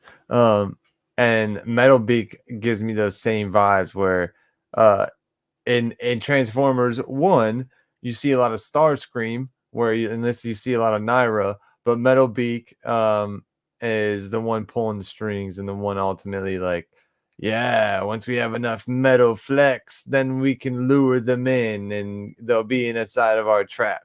And he's like the master genius behind this whole plan. So, and the only reason why he has this plan is because he was owned to begin with by the hero and he was scarred, right? So like just like Darkseid came to Earth and got attacked and has the scar and wants to get his revenge again, and it'll do nothing to get will go through no expense to get his revenge. So I thought as far as villain arcs, Metal Beak was great, and then obviously the last fight with him is just as great, man. You're just like, yes, let's go, let's go, let's go, and he's not pulling any punches, right? And you finally see why, like I said, why he has the position that he does. So I think if you're gonna watch this movie and you're thinking, I'm gonna see a ton of Metal Beak, you're not, but what you do see him as, it's perfect. It's perfect. I love it. I like that eye Yeah. too. Eye is very scary and creepy to look at. When you're looking at his blind eye. Because you don't see his face at all other than that eye, right? He's like covered by the Yes, mask the whole yes. time. And I think which I like that better because it leads your imagination is, I think, the best image you can show. Fair, fair. It's like any monster movie. I always say it's better if sometimes you don't even see the monster at all. And I feel like in some ways with that character, it makes the character more, it makes it scarier in a way because you don't know what he looks like. Because the instant you see the character, it's gonna Right, get right. diminished. Whatever you can think of is the scariest thing, right? Like whatever is in your mind is the scariest thing. And yeah, man, I wonder what the storyboards look like for Zack Snyder's paintings of or drawings of Metal Beak because I assume they look pretty freaking sick. Oh yeah. Oh yeah. I definitely think so. Those definitely that's actually a see, that's something I didn't think about, but my God, yeah. I want to And you see know, those, dude. I'm just saying though too, people are saying give up on the sequels or like giving up on the sequel. But I'm saying, Rebel Moon is popular. We get Cell to happen.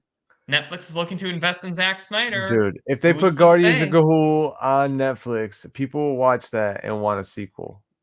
Yeah, exactly. And here's the thing with voice acting, the advantage is it's easier to get actors back for voice acting Oh yeah. because it's their voice. They could be in like horrible a lot of actors could be in horrible physical condition but could still I mean again if they're up to it, not all would be, but some would still could use their voice perfectly. Yeah, and it's also like you don't necessarily need to have the same voice actor as long as someone's able to come close. Because there's been lots of Yeah. series and even movies that I'm sure people have seen and they don't know where the voice actor is different in some scenes.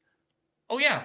Like Rick and Morty, for example. I'm a huge Rick and Morty fan now, actually, very recently. But so like the actor, he played voice both Rick and Morty in the first 6 seasons, and there were some allegations and they let him go. And the new actors, I mean, you can tell at certain points, but in general, it's I don't even notice it half the time. It's that good. Oh, really? Wow, that's great. I haven't seen the new season yet, so I'm looking forward to that. Good. There's moments you can tell. There are definitely moments you can tell, but and even Mr. Poopy Butthole, because that's another character that Justin Roiland voiced, and I don't even notice the difference at all with that character. I'm pretty sure he was the creator of that show, wasn't he? Yeah, he was one. Yeah, he was one. Yeah, he was. But you know, when you Voiced sell a show to voiced and created by Justin Roiland. That was at the end, yeah, the opening credits. oh yeah, they don't show that anymore in the opening credits I because know, they just legally Rick and have to Morty. credit him. They legally have to credit him still, but they kind of put it in the end credits now, so they don't have to like put it up in full display. But That's you know, hilarious. what up, Leon? Leon. But yeah, so but yeah, still and I'll say this with recasting too. It's like I know it may need to happen, but I argue it's still preferable to have as minimal recasting as possible. Like you don't want everyone recast because No, that can yeah. hurt. Right, right, right. And I But will but say, I as get far as a sequel with this, you better hurry up on it too, because a lot of these voice actors are on the older side. yep. But so now another character, Echidna. The Echidna, who fun fact about Echidnas, they're one of 2 mammals in the entire world that lay eggs. Wow. Isn't was a Yeah, platypus the other one? yeah, a platypus is the other one. That's Well, there's funny. 4 species of echidna, so there might be some other answers, but if it's not a platypus, it's a type of echidna. It's a suborder of Of it. echidna. Okay. Um, So yeah, I'm just trying to uh remember too. Like I can't even remember who Barry Otto was now. he In was this the movie.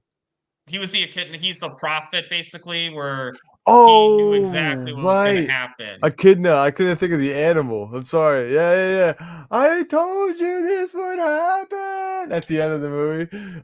So great. And it's perfect like to see the other animals like be a part of this and be present in this. I think that's a again like an Australian or a New Zealand local animal if I'm not mistaken, and goes into the research like of what they did for the movie. um just not like a just not a, oh, we're just gonna throw this in there or whatever, just gonna throw this character in there and throw it in there. Just plays a purpose, right? And and having people say things like this to you, whether you believe them or not in your life, plays a big role. And it's cool. It's so cool that even in a like an owl movie, you kind of get that mysticism and that mythic side. But at the end of the day, like you can have all of that, and it doesn't matter. It doesn't matter. Like you have to be the one to fulfill your destiny. They can tell you whatever they want, and you have to be the one to fulfill your destiny. But I loved it.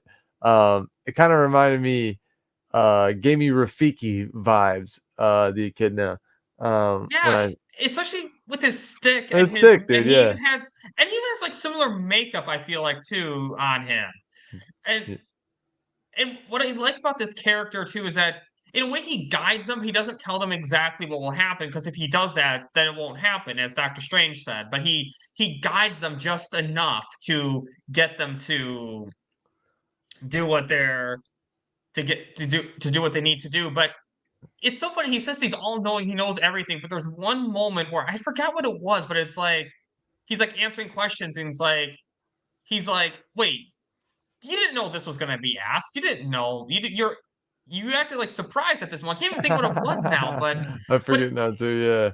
Yeah. he was another kind of comedic character that fit with the tone so well. He was comedic, but he also served his purpose. Is that he told everyone who they were, like Mrs. P's the heart and Gilfy's the doubter, and I think Soren was the leader, right? Soren was the one Yeah. who was the But again, another essential character, and at the end when they won, he's like, "I told you this would happen."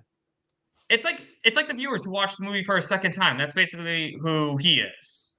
That's yeah, and I love that when his character pops up, you're wondering too, like, what's the point? Like, what are we doing here? But leads them to exactly where they need to go, and you'll have, as I like to look at this like movie as sort of like a message from Zach to his kids and like the younger generation, and then like a little like PSA on the type of characters that you're going to run into throughout your life. And this is one of those people where like they may not be in your life long, but they're so vital to like where you need to go. And if you can remember like the things that they told you along the way and the messages that they gave you, like it'll serve their purpose even more so. And it's just funny, like the impact that such a small character can have on the our like heroes, right, and our main characters. And it was just perfect timing for the show up, puts them on a little journey, gets a little character building as well. And then, as you know, you're like, yeah, we'll never see that guy again. And at the very end, there he is. But nah, I loved him. Little perfect character, and necessary for the story, for sure. Happy birthday, Zach. Yo, thanks for being here, Leon. Appreciate you, Yeah, man. thanks for stopping by. And now Twilight. What I liked about this character is I liked how willing he was to go along with the flow. Because I liked at first he's calling Mrs. P dinner, like he's about to eat Mrs. P. And then when Soren and well, I guess it's mostly Soren telling him, "No, don't do that. She's family. She's our nursemaid." He goes along with it. He's just like, "Okay, and then he completely respects her and even goes out of his way to save her from the crows before I again, love that you part. know. It's I really liked again. Twilight's another kind of comedic.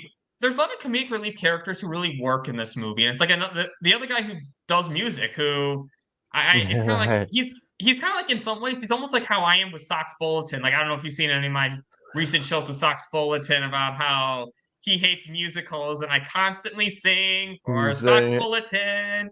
He's kind of like it. I mean he's almost like that in a way, only it's not intentional, but it's like that same kind of effect on people. Yeah, and you're like, "Oh, come on, man. Like, why are you singing again?" Yeah. Uh, that's what they kinda act with him. But I love Twilight actually. Reminds me of like the crazy uncle that you need, right? And you're happy that he's on your side. But sometimes to be a little unpredictable and maybe a little bit annoying, but still like you need him in the family. And if you didn't have him, you'd be at a loss for sure. At the end battle, I believe it's Soren talking to Twilight, just like telling him like Yeah. he's like, I got an idea. Is like, how many can you take them? And he's like, I think I can take about 100 of them. He's like, how about 1,000? And how about 1,000? He's like, well, we don't know until we try. He's like, oh shit, okay, dude, he's ready for this. He's ready. He's determined. That's what I like about him. He's determined. Is that he's Hey, determined when he fought the crows, he's determined he helped them get to Gahul. He yep, knew he was determined to help them and he did and he was another played another important role in this movie as he helped Sword and Gilfie find their way. He helped and he kind of motivated Sword a little bit at the end there, I felt like yeah, too. for sure, for sure. He is a definite guide, another guide along the way, in their path.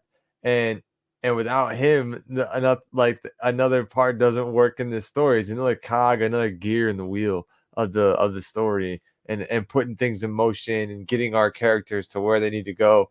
But also, man, this is like happy he's there. It's just like a big like brute, and so like has these little moments of like characterization. You're like, oh man, Twilight, like him getting along with Miss P, and then just having little conversations together. Those things now too, as I watch them, Twilight is also a character for the adults, where you get some of the things that he says and why he says what he says.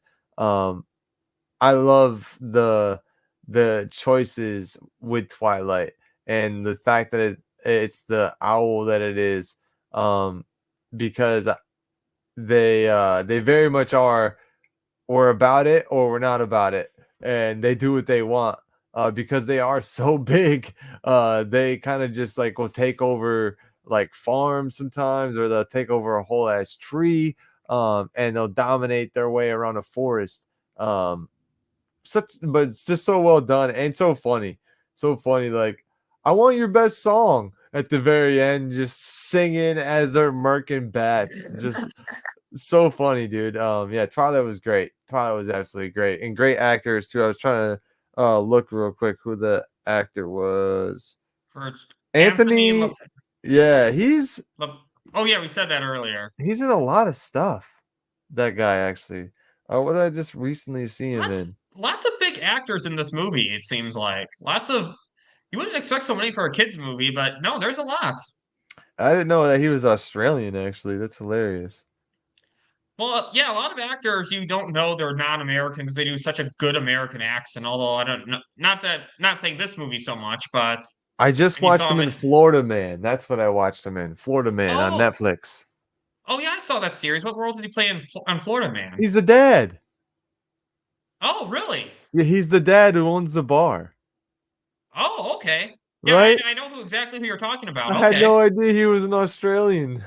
He does a good American accent, I guess. Yeah, he's a Florida, or he's like from New York, or actually wherever they are from. Or no, they're from Florida. Yeah, he does a Florida Yeah. American accent really well. If you guys want to check that out, it's a great series on Netflix, by the way, Florida Man. I actually watched it when I was in Florida, when I was on my Florida vacation. So it's perfect timing. That type of shit happens in Florida all the time, bro. Even getting your penis bit by a shark. There's a story of that happening. That's in the show, bro. Yeah, I think Oh, I'm pretty sure there's a story of that happening. Dead ass in Miami. only on Bat Dance thoughts with that.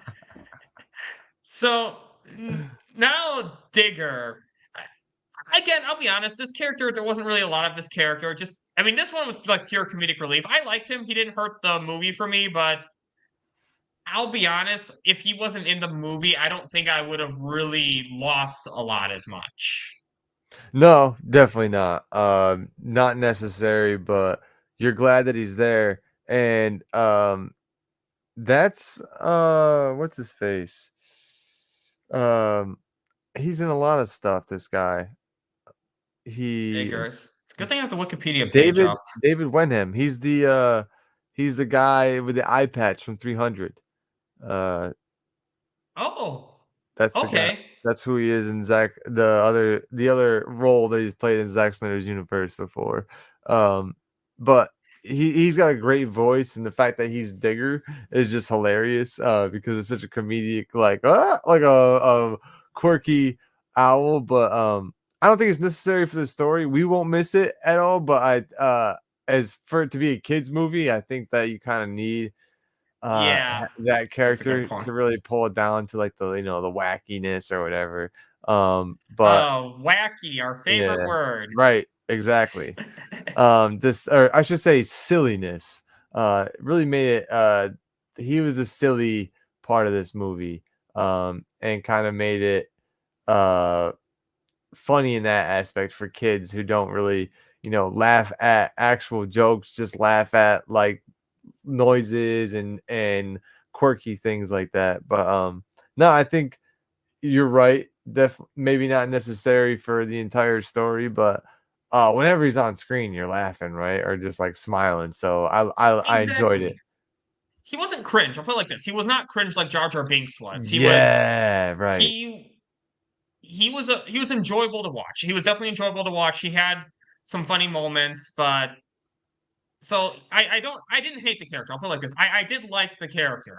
All I'm saying is that there's just not too much to talk about him other than he was there. Who Not like who he reminded me of, the character was and I know he's not, the actor is not who this is, but did you see the remake or it's a remake of the A-Team with Liam Neeson in it. I haven't even seen the original. Oh, dude, you gotta watch the remake at least. It's really good. In the remake though, there's a helicopter pilot who's all crazy, and that's what Digger reminded me of. But just a little recommendation. You should definitely watch that. The one with Liam Neeson, dude. Okay, so much stuff I need to watch, but yeah, I'll let you know when I watch that one though. Put it on the list. So so now this is what I liked about this character so much is I like that this was a great message for kids about the cost of war because you think of Soren. Soren hears about this epic battle of like how it's such a heroic thing. It's like, you know what it is? Here's the analogy I want to use. It's like Soren's picturing a battle like we saw in the MCU in the Avengers movie, when in reality, the battle's more like what we see in Man of Steel. Right. That's what this movie was. And it showed, and it's just such a powerful message to kids is that these stories like war sounds cool, you're fighting people, you're this big hero, but there's a cost, and this guy got messed up. He's messed up from fighting. That's what would happen if you fought at war as much as his hero does. You're gonna look deformed at a certain point. You're gonna look a little messed up. It's gonna mess you up mentally. But he was still a good mentor to Soren. Like when he was teaching him how to really fly, and he flew in the tornado or the twister, and Soren thought he screwed up, and Lies is like, no, you did exactly what I wanted you to do. He was pushing Soren. wrinkles. Exactly, though, pushing Soren to his limits. And then he's telling Soren what he needs to do in terms of battle. He's like, stay with your sister. He's like, oh, no, you can come with us. We'll just sacrifice your body for an advantage. He's like, or you can just stay here and help your sister. Is that he knows what people need to do. And it's not until, and, unlike Alpha T's, Soren actually listens until it's actually necessary. But we'll get into that more for Soren's character. I know. Yeah. Was it?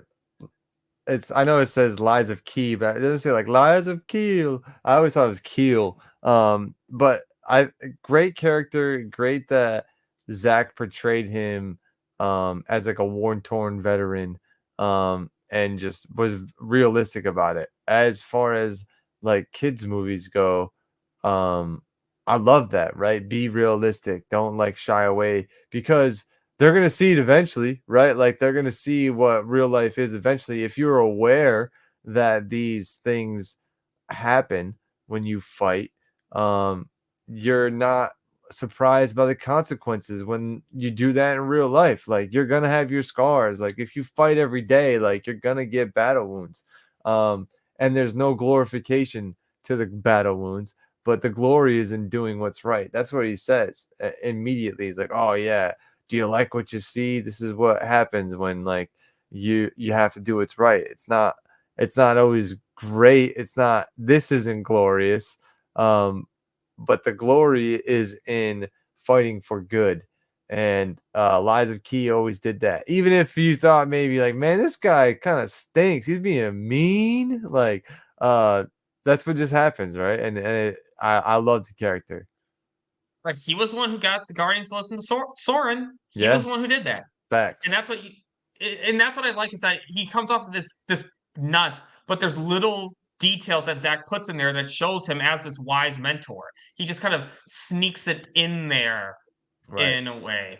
And that's the thing about wise people. They usually don't show the wisdom or don't show how smart they are. Yoda. Right. Empire Strikes Back. That's exactly what Yoda did. Absolutely. I mean, even though, and like the reason why he has two names because he goes by this other name at first before they realize that he's Soren's hero. Which is funny because like I missed it because it's like I think they like briefly say his name in the beginning so fast you don't really hear it, and then that's the point. And even watching it the second time, I missed it. It wasn't until Metalbeak mentioned it that I was like, okay, yeah, this guy. And then when he's fighting Metalbeak, it's like, again, this is an old foe, and you could kind of see that this was something he dealt with. It reminded me of like a Dark Side versus Superman. Like, oh, here we go again, old friend. Like, but in that aspect, he was prepared for that battle. Even though he was all messed up, like maybe looked like he was weak at certain points before that battle. And I think he even like mentioned that, like, oh, I'm not the warrior I once was. Like, I'm not gonna use those claws again or whatever it was. But goes into that battle and just does work, absolute work. Even being the smaller owl that he is, he's not bigger like the other ones, or even near as big as Metalbeak, but can still, use his size to his advantage and outwork Like Yoda. like Yoda, right? Exactly. You don't need to be massive. You just need to be smart. Um, I Size matters not. I think um the image and like the story and the dialogue of Liza Key is like perfect, especially when he finally meets him. He's like, "Don't meet your heroes" or whatever. Like, or I think he says a variation of that. Like, this is what happens when you meet your heroes. Like, hope you're happy. Um, it's so real, but again, like the themes of that can play on for you if you watch that as a young person. You're like, oh, kind of gives you enlightenment. So, um, the dual sword of his character is very necessary. Like, as they should still be glorified, all of the things that he's done, right? But Yeah, he may not look glorious because of that, because of those things that he's done. There are consequences. exactly. And it's a real lesson that kids that was kind of brave to teach kids, I thought. So Integrity exactly, knows. integrity. And now Gylfie. I have a theory about Gylfie. I have a theory that Grimble saw potential in Gylfie, and that's why he kidnapped her. Because he saw her as someone who could fake being Moonblink. I think saw potential, and I mean, Gylfie was the one who knew what Moonblinking was. Gylfie was the one who warned Soren what was going to happen. Yeah, because she was in the desert and she had seen it before. If it wasn't for Gylfie, Soren would have been Moonblink too. Essential character.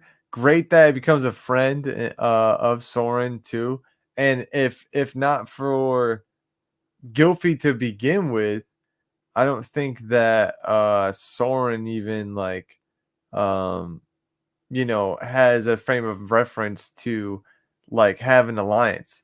Like, Oh yeah, imagine flying to a place you've never been away from, been to, and you've never been away from your home, and you're flying with two strangers. Your brother kind of like gave you up and went away from you as soon as you got there, and you got to find a friend. So it was sweet and perfect that they flew in together, like got kidnapped, sort of like, and they're talking together as they're, hey, I'm Soren. He's like, I'm Goofy. And as they're I'm from the desert, whatever. I know the stars.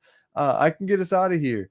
And without that, right, they wouldn't have been able to find where the Guardians are either. When they fly back without Gylfie, because they're like, oh, they'll follow the whale's fin or the whale tail or something like that. And then you see the constellation in the sky that they're looking at, like, oh shit, like there's actually real knowledge to these birds. So very, very cool that Gylfie, even though tiny, still owl and serves a huge purpose in this movie. yeah, exactly. She's the one who guided Soren, who helped Soren what to do, gave Soren a friend, gave him motivation. Like without Gylfie, Soren wouldn't have stuck up to her, and maybe Soren would have been corrupted himself because he wouldn't have had that. He would have been surrounded by all these bad influences. Right.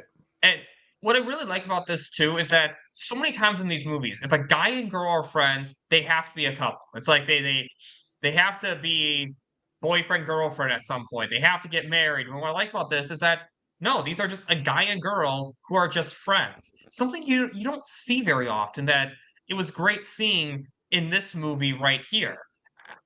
So that was another thing I really It's endearing. liked in Yeah. just a platonic friendship. Yep. And, and just again, she had that kind of that innocent look, that little child vibe. And I have to confess, I didn't realize Gylfie was a girl the first time I watched this movie. Really, dude? Well, to be fair, like young kids can sometimes sound like girls. Actually, that's a lot of times like That's women fair. voice boy character, like little boys, like Timmy Turner's voiced by Tara Strong, Right, Harley right, Quinn. right. And the Simpsons, Bart or whatever is voiced Yep, by the lady. Absolutely, Nancy something. you're not wrong with that. I think it's funny because you know Cool table, whole what? cool table. Yeah, Necron. Um, the Gilfy is like a little bit of a comedic relief, but also can have certain like airheaded moments, but without Gilfy's knowledge, like you don't get to where they are in the story. So, um, well done on bringing Gilfy in and having her be like a little another cog in the wheel, little push point, and how she's introduced is perfect too, right? Like this character is getting introduced at the very beginning of the movie, and she's gonna be there all the way to the end, and It's funny so though. Sora never leaves her behind. Exactly, Soren, and it shows how loyal Soren is, and it's funny though with Gilfy because it feels like after the beginning, she's like there, but you don't really see her do a lot after the very beginning moment. Is that Right. she just kind of sticks with them, but I mean that's okay. There's a lot going on, and she at least served her purpose. She at least did useful things so that Yeah. she didn't feel like she was worthless. But the main character, Soren, what I like, he is just the best character in this movie because and that's something you don't get a lot in movies. Like everyone's favorite character. A lot of times it's some supporting character. It's not the main character. But this movie, to me, it's actually Soren because I love his. He's such a pure heart in this movie. Is that the way he's like just telling his sister, playing with his sister, telling stories. The way that he chose to side with Gilfy, someone he just met, and the way he believed in the the Guardians. And here's the thing: unlike Affiliates in 300, when he's told to stay behind, he stays behind. When he's told to help his sister, he helps his sister. When he's told to stay with the Owls, he stays with the Owls. It's not until they go after him or he realizes that they actually need to be saved does he break his vow. And that's what I really liked in this movie is that they didn't have Soren because it's his movie. He had to come in and save the day, but I Right. like that they gave him an actual reason to. That he didn't just disobey them for the sake of disobeying them and get rewarded for it. No, it's like he had to do it or else they would have Or fallen into the trap. right, and he couldn't let his brother be the one to like to get the Guardians too, because he could foresee that. Soren, man, probably uh as far as like Zack's heroes goes, again, this movie is like one of his most slept on. Soren is like also slept on as far as a hero goes because he's beaming with light this whole time, beaming with positivity and gives you belief that things can be overcome. The impossible is possible. Like all the things that you want to feel in a from like your hero, from your protagonist. Soren does that. And I was trying to look at who the actor was. It's Jim Sturgis, who does a great job of voicing this character from the very get go. When he's telling the story about the Guardians to the very end, when he's voicing the narration and telling a little story, I guess, of what had happened, and he's like, and Claude was never found or whatever, and it shows like the little scene, and he's talking to the kids like, what? That's it? And it's just cool to show the character development as well that Soren gets. He doesn't stay the same. He doesn't play stupid. He also in moments where you have to be brave, he finally does be brave, and you can see him um, react like as kids do. Right? There's moments where you got to be brave. I saw a video the other day of a kid deathly afraid to go down a slide, and his dad was just like fighting him, like trying to get him just like go gone, and basically like took his hands and folded them on his arms and just like tossed him down the slide. And the kid was like scared the whole time. Like, ah! And then he got to the bottom and he was like, oh, and like had a moment where it was like, okay, I was fine the whole time, and went back up and then was like having the greatest time. Soren kind of is this same way, right? Like Soren, you Yeah. gotta jump, you gotta jump, you gotta jump. Like, no, dude, I'm not gonna do it. Oh yeah, I got so irritated with Sword. I'm just thinking, jump, you fucking Just go, idiot, just jump, go, jump. just And then, go. and he is scared. You're right. I really like what you said there because he was scared, and then when he flies, it wasn't so bad. And then kind of what we said earlier on is that when he's actually has time to realize it, he enjoys it. And then the way he like just closes his eyes at a certain point when he's in the tornado at first before he gets wiped Dude, out, so he good. just he takes it in. He Yeah, takes it all in. And he's very here's the thing with Soren is that he was a little cocky with his brother, but that's what normal brothers do. But think about it. He got good at flying pretty easily, very quickly.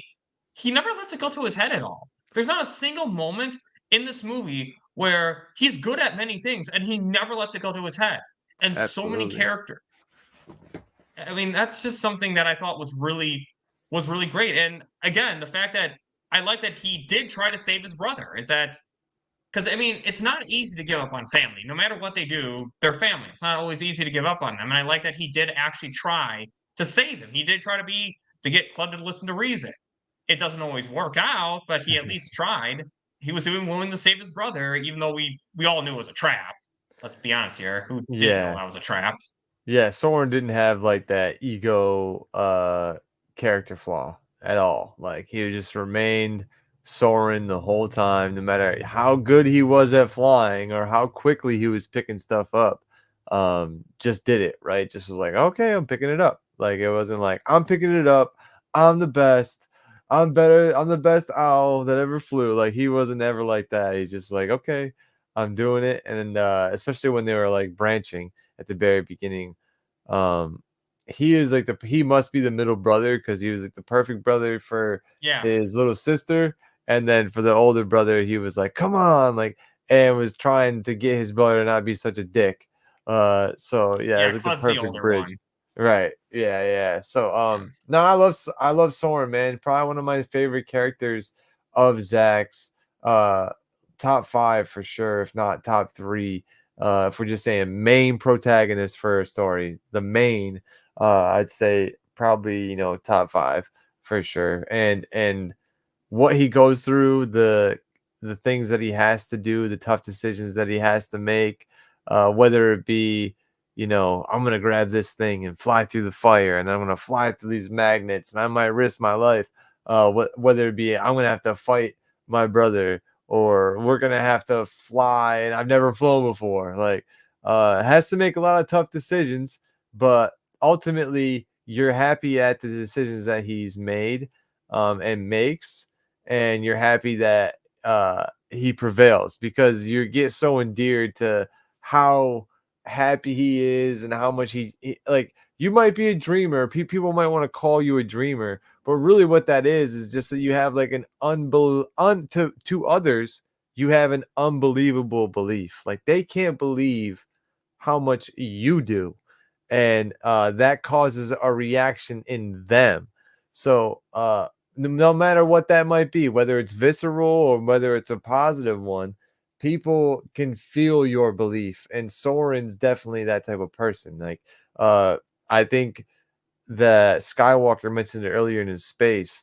He was talking about Zack Snyder and Zack Snyder fans just existing, and people have a problem with that. And I've said it before, and Zach, and I know that I've said to the cool table. I think they all laughed when I said it in one of our streams. But a lot of the times in my life, I felt like just my existence, is abrasive to people. Like just Yep.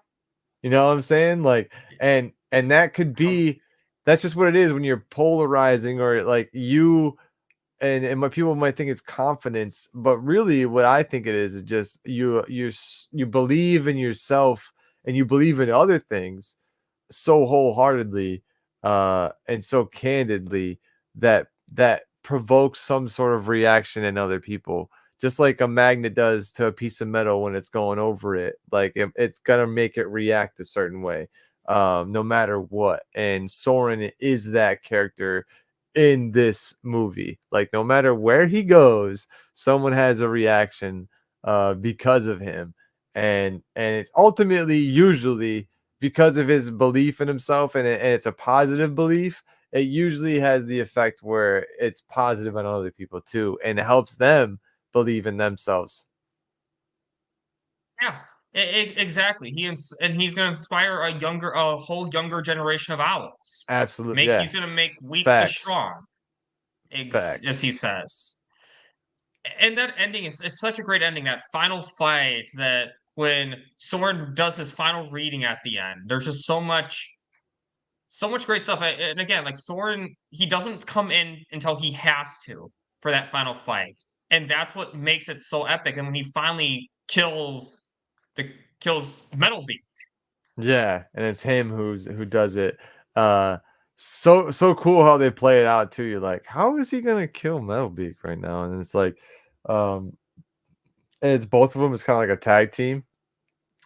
Exactly. Yeah, Queen versus This King versus him and Captain Barbosa. So cool.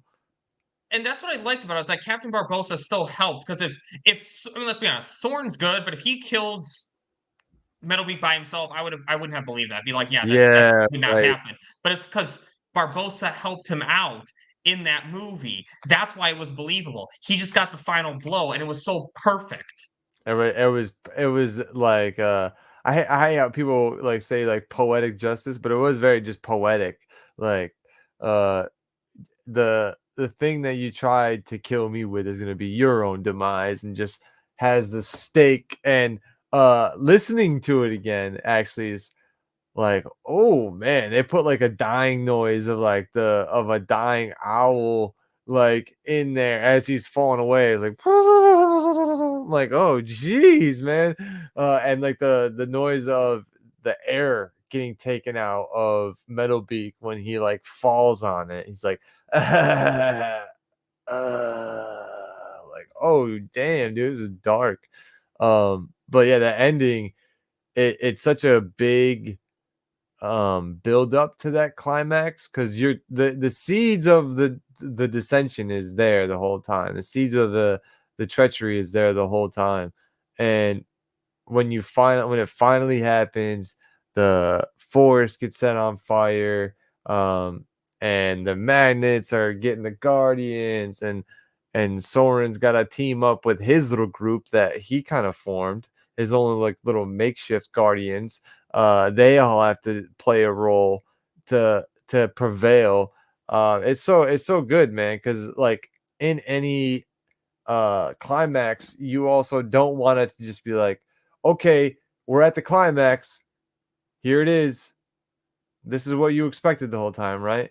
Like, nah, when you get to like, all right, we're at the climax, this is kind of what you expected. And, oh, I didn't expect that. Nope. Okay, like, oh, I Like didn't like expect you that. expect like I expected Club to turn good in the climax. I did, and then Boom. expectations subverted. It's unlike Game of Thrones, Zack Snyder knows how to subvert expectations. Hey, I love that. And I love the twist um of his brother, like we were talked about it earlier, with him still being at the end there, hanging on to the branch, and still trying to get that, like, you thought maybe he's gonna be good, and then boom, still tries to get Soren. And how it's wrapped up after that with like Soren telling the story and kind of being the narrator. It's how it started with the movie, with him talking about the old Guardians, but now talking about like the new modern Guardians, himself being in it. And then once he finishes the story, Captain Barbosa being like, "Ah, you hear that, Soren? They want more." And you're like, "Oh shit, like there's gonna be more, there's gonna be more." So it's just cool, man. It's just so cool how they ended it, wrapped it up. It's kind of like a storybook ending, but not storybook, as it were. Like they maybe have like the carbon cutout for that, the carbon copy of it, but they definitely made it different in the makeup of it. And um it wraps it up in every which way that you can, but it also is like, and Sequel. yeah, like there could be, if you wanted, it's there. The Oh, potential is open there. you know what, Austin? After we get ZSJL 2 and 3 on Netflix, I have a new hashtag. Hashtag sell Owls of Hoole to Netflix. No, dude, no. I'm done. I'm done with hashtags after this one, bro. This is it for me, I think. But nah, I with this ending, it was great. And with you saying that, I really think that they're gonna take this movie over to Netflix very Oh soon. yeah, And as soon I as that think they will. happens, I think it's gonna be one of those deals too, like with with the other HBO Max shows that were canceled, where they have the seasons and the ability to make more if they want to. I think that's gonna be the deal with the Legends of the Guardians, where they'll have the rights, or the streaming rights to it, and if they want to, they can make a sequel with Zack Snyder. Plus, I think it will happen because that falls under Warner Brothers Pictures. DeLuca and Abdi are Snyder allies, Right. so Exactly. It that's absolutely something. can do have it can be a possibility. However, Zach is very busy, so maybe it would have to be after this DC stuff for Yeah. sure. Oh, yep, absolutely. So, but yeah, everything you said I agree with, especially that ending. I like that it leaves room for more. So, before we move on to the big debate, is there anything that we missed that you want to talk about? Anything that you want to address that we didn't cover?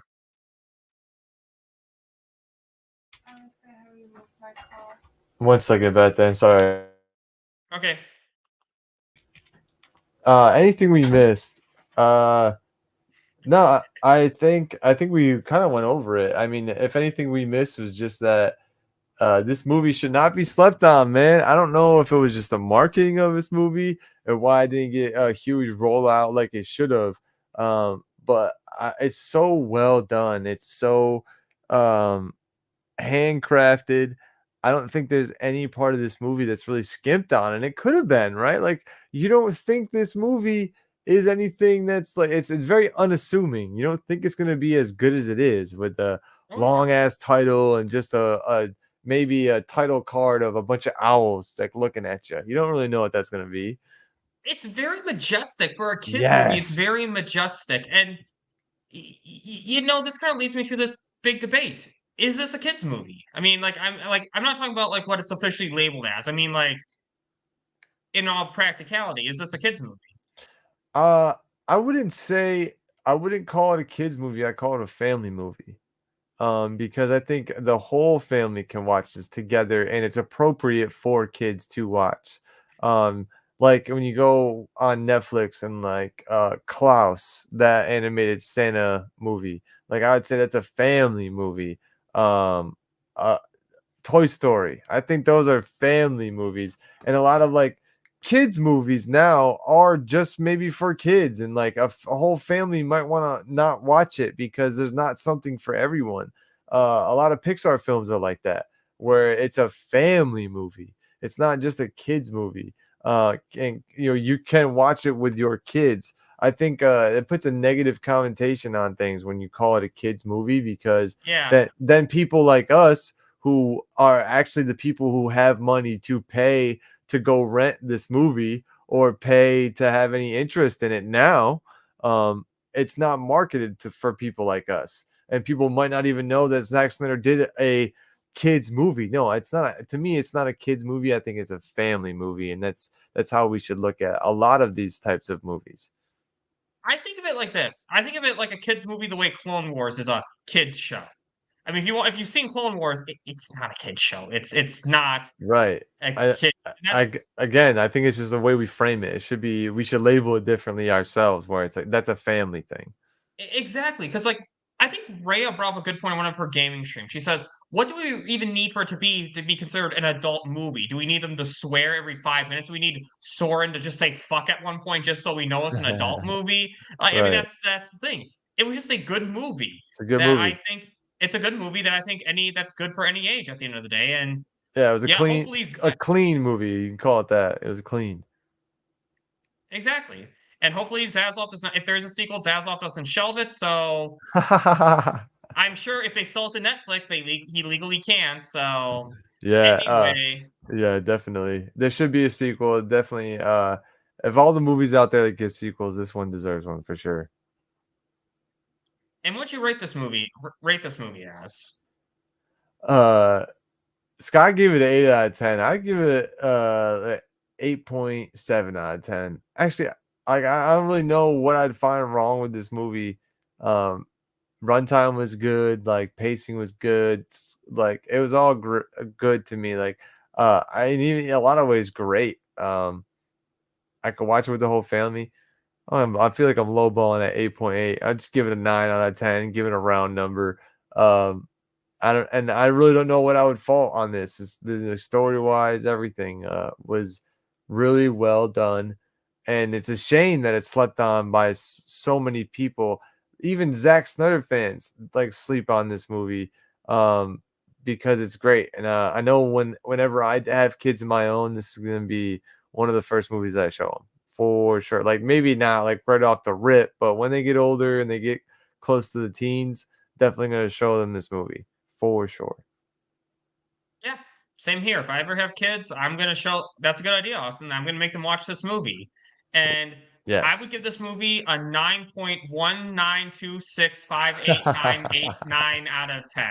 I think it's a phenomenal movie. Like you, I don't really find many faults with it. Just it's a great kids movie. It's a majestic movie. There's just so many great things about it. And again, I did not expect to like it this much, even though it's Zack Snyder, but it shows that Zack Snyder can do can do well even with a movie like this. So just another great movie. And thank you for coming on, Austin. Thank you earlier, Skiiwalker, for catching the ending on replay. Thank you for coming on as well. And I guess what's coming up for you? Coming up, obviously, cartoons and cereal tomorrow morning. Watching the Super Mario movie, a movie that was created by a third party and was paid for by Netflix to be on their platform. So they obviously see the advantages in licensing content to put on their platform, and it just so happens to be animated. So cartoon, gonna watch it during cartoons and cereal, and it's not gonna be on there forever. So we want to watch it before it leaves, kind of like that's why we watched the Spider-Verse Across the Spider-Verse last week. Just want to do a couple one-offs here because we are about to dive, I believe we're gonna dive into a whole new series that has a couple of seasons out already. So we want to really get into that. So we're taking a break from the series with some one-offs. So cartoons and cereal 14 gonna be a Super Mario movie, and I haven't seen it yet, so I'm actually kind of hyped to watch that. Really? Yeah, I yeah. saw that when I was in Florida, actually. Yep, You that's where saw Super Mario movie before you saw a Zack Snyder movie you've never seen. Just thinking about that, bro. Come on. and actually that trip was when I saw 300 for the first time too. What? Yeah, Shame. I know. Shame. My cousin was giving me a hard time about that, by the way. He was giving me a really hard. Shame. Bro, everyone shame in the chat. Oh no, where did Austin go? Shame. No, Yeah, I I'm probably kidding. deserve that to be I'm fair. kidding. I'm kidding, buddy. Yeah. I'm excited to see that. So that's coming up tomorrow. And Sunday got a race in Las Vegas for the NASCAR series. It's been some couple crazy finishes. So I'm gonna start. I'm hoping to get the rest of this set up. As you see, it's still kind of a mess in here.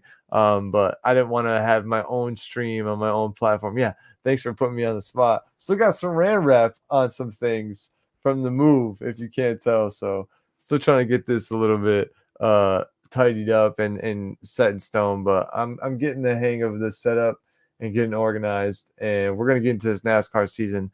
The NASCAR show on Netflix was amazing. I watched it already, but I want to rewatch it again and rewatch it with everybody and do a little watch along. So we're gonna have some engagement events coming to my platform too, in the name of Cell. So a lot of things coming up, not only with my platform, but I have my hands in so many other people's too. So I'm excited to be a part of what you got coming up and what so many other people have coming up this year too. It's a big year for all of us. So I'm just excited to kind of get it started off with a bang and here to be together with two Zack Snyder fans on his birthday, talking about one of his greatest movies, in my opinion, from his early days of work. It's great, and I'd love to see what he could do going forward. I don't think he thought that his fans or people would be praising Legends of the Guardians on his birthday. Of all the movies that he's done, I don't think that he thought we'd be praising this one. But I think out of all his movies, is one of like the most wholesome, and you can watch with an entire family, with anybody, and I think they enjoyed this movie and find something to like. So shout out to you for that, and thanks for having me on the channel today, bro. Anytime, man. Anytime. Thank you for coming on. And coming up on this channel Sunday, I continue my Zack Snyder hype series for Over Moon Part 2 with, well, I'll be having Zod Rider on as well as Josh Herrera to review Army of Thieves. It'll be one of the 2 non-Zack Snyder directed movies So that good. I'll be doing. I love it. I think it's a great movie, and I'm excited to talk about it. And I'm gonna try to arrange some other stuff. I'm still working on my guests for Watchmen and Sucker Punch. And then I see there's a Zack Snyder short film I need to incorporate into one of these reviews. So You might maybe Army have of Thieves. Healy on for Watchmen. Just saying that. Might have to try and facilitate that for you. Okay, thank you. Yeah. And yeah, I think you'd definitely be good for that. So yeah, yes, exactly, Zod Rider. So I actually tell you what, Zod Rider, if I can get you and Josh to watch this, we'll cover this one briefly during our Army of Thieves review. So That's a I'll great put you on one the spot too. right now. Great one too, dude. So yeah, so be on the lookout for that. And guys, if you like this video, please like, share, subscribe, hit the notification bell for more unique takes, interesting thoughts, and great discussions such as these. And lastly, 5, 4, 3, 2, 1. Have a Have a fantastic day. fantastic day. Yeah.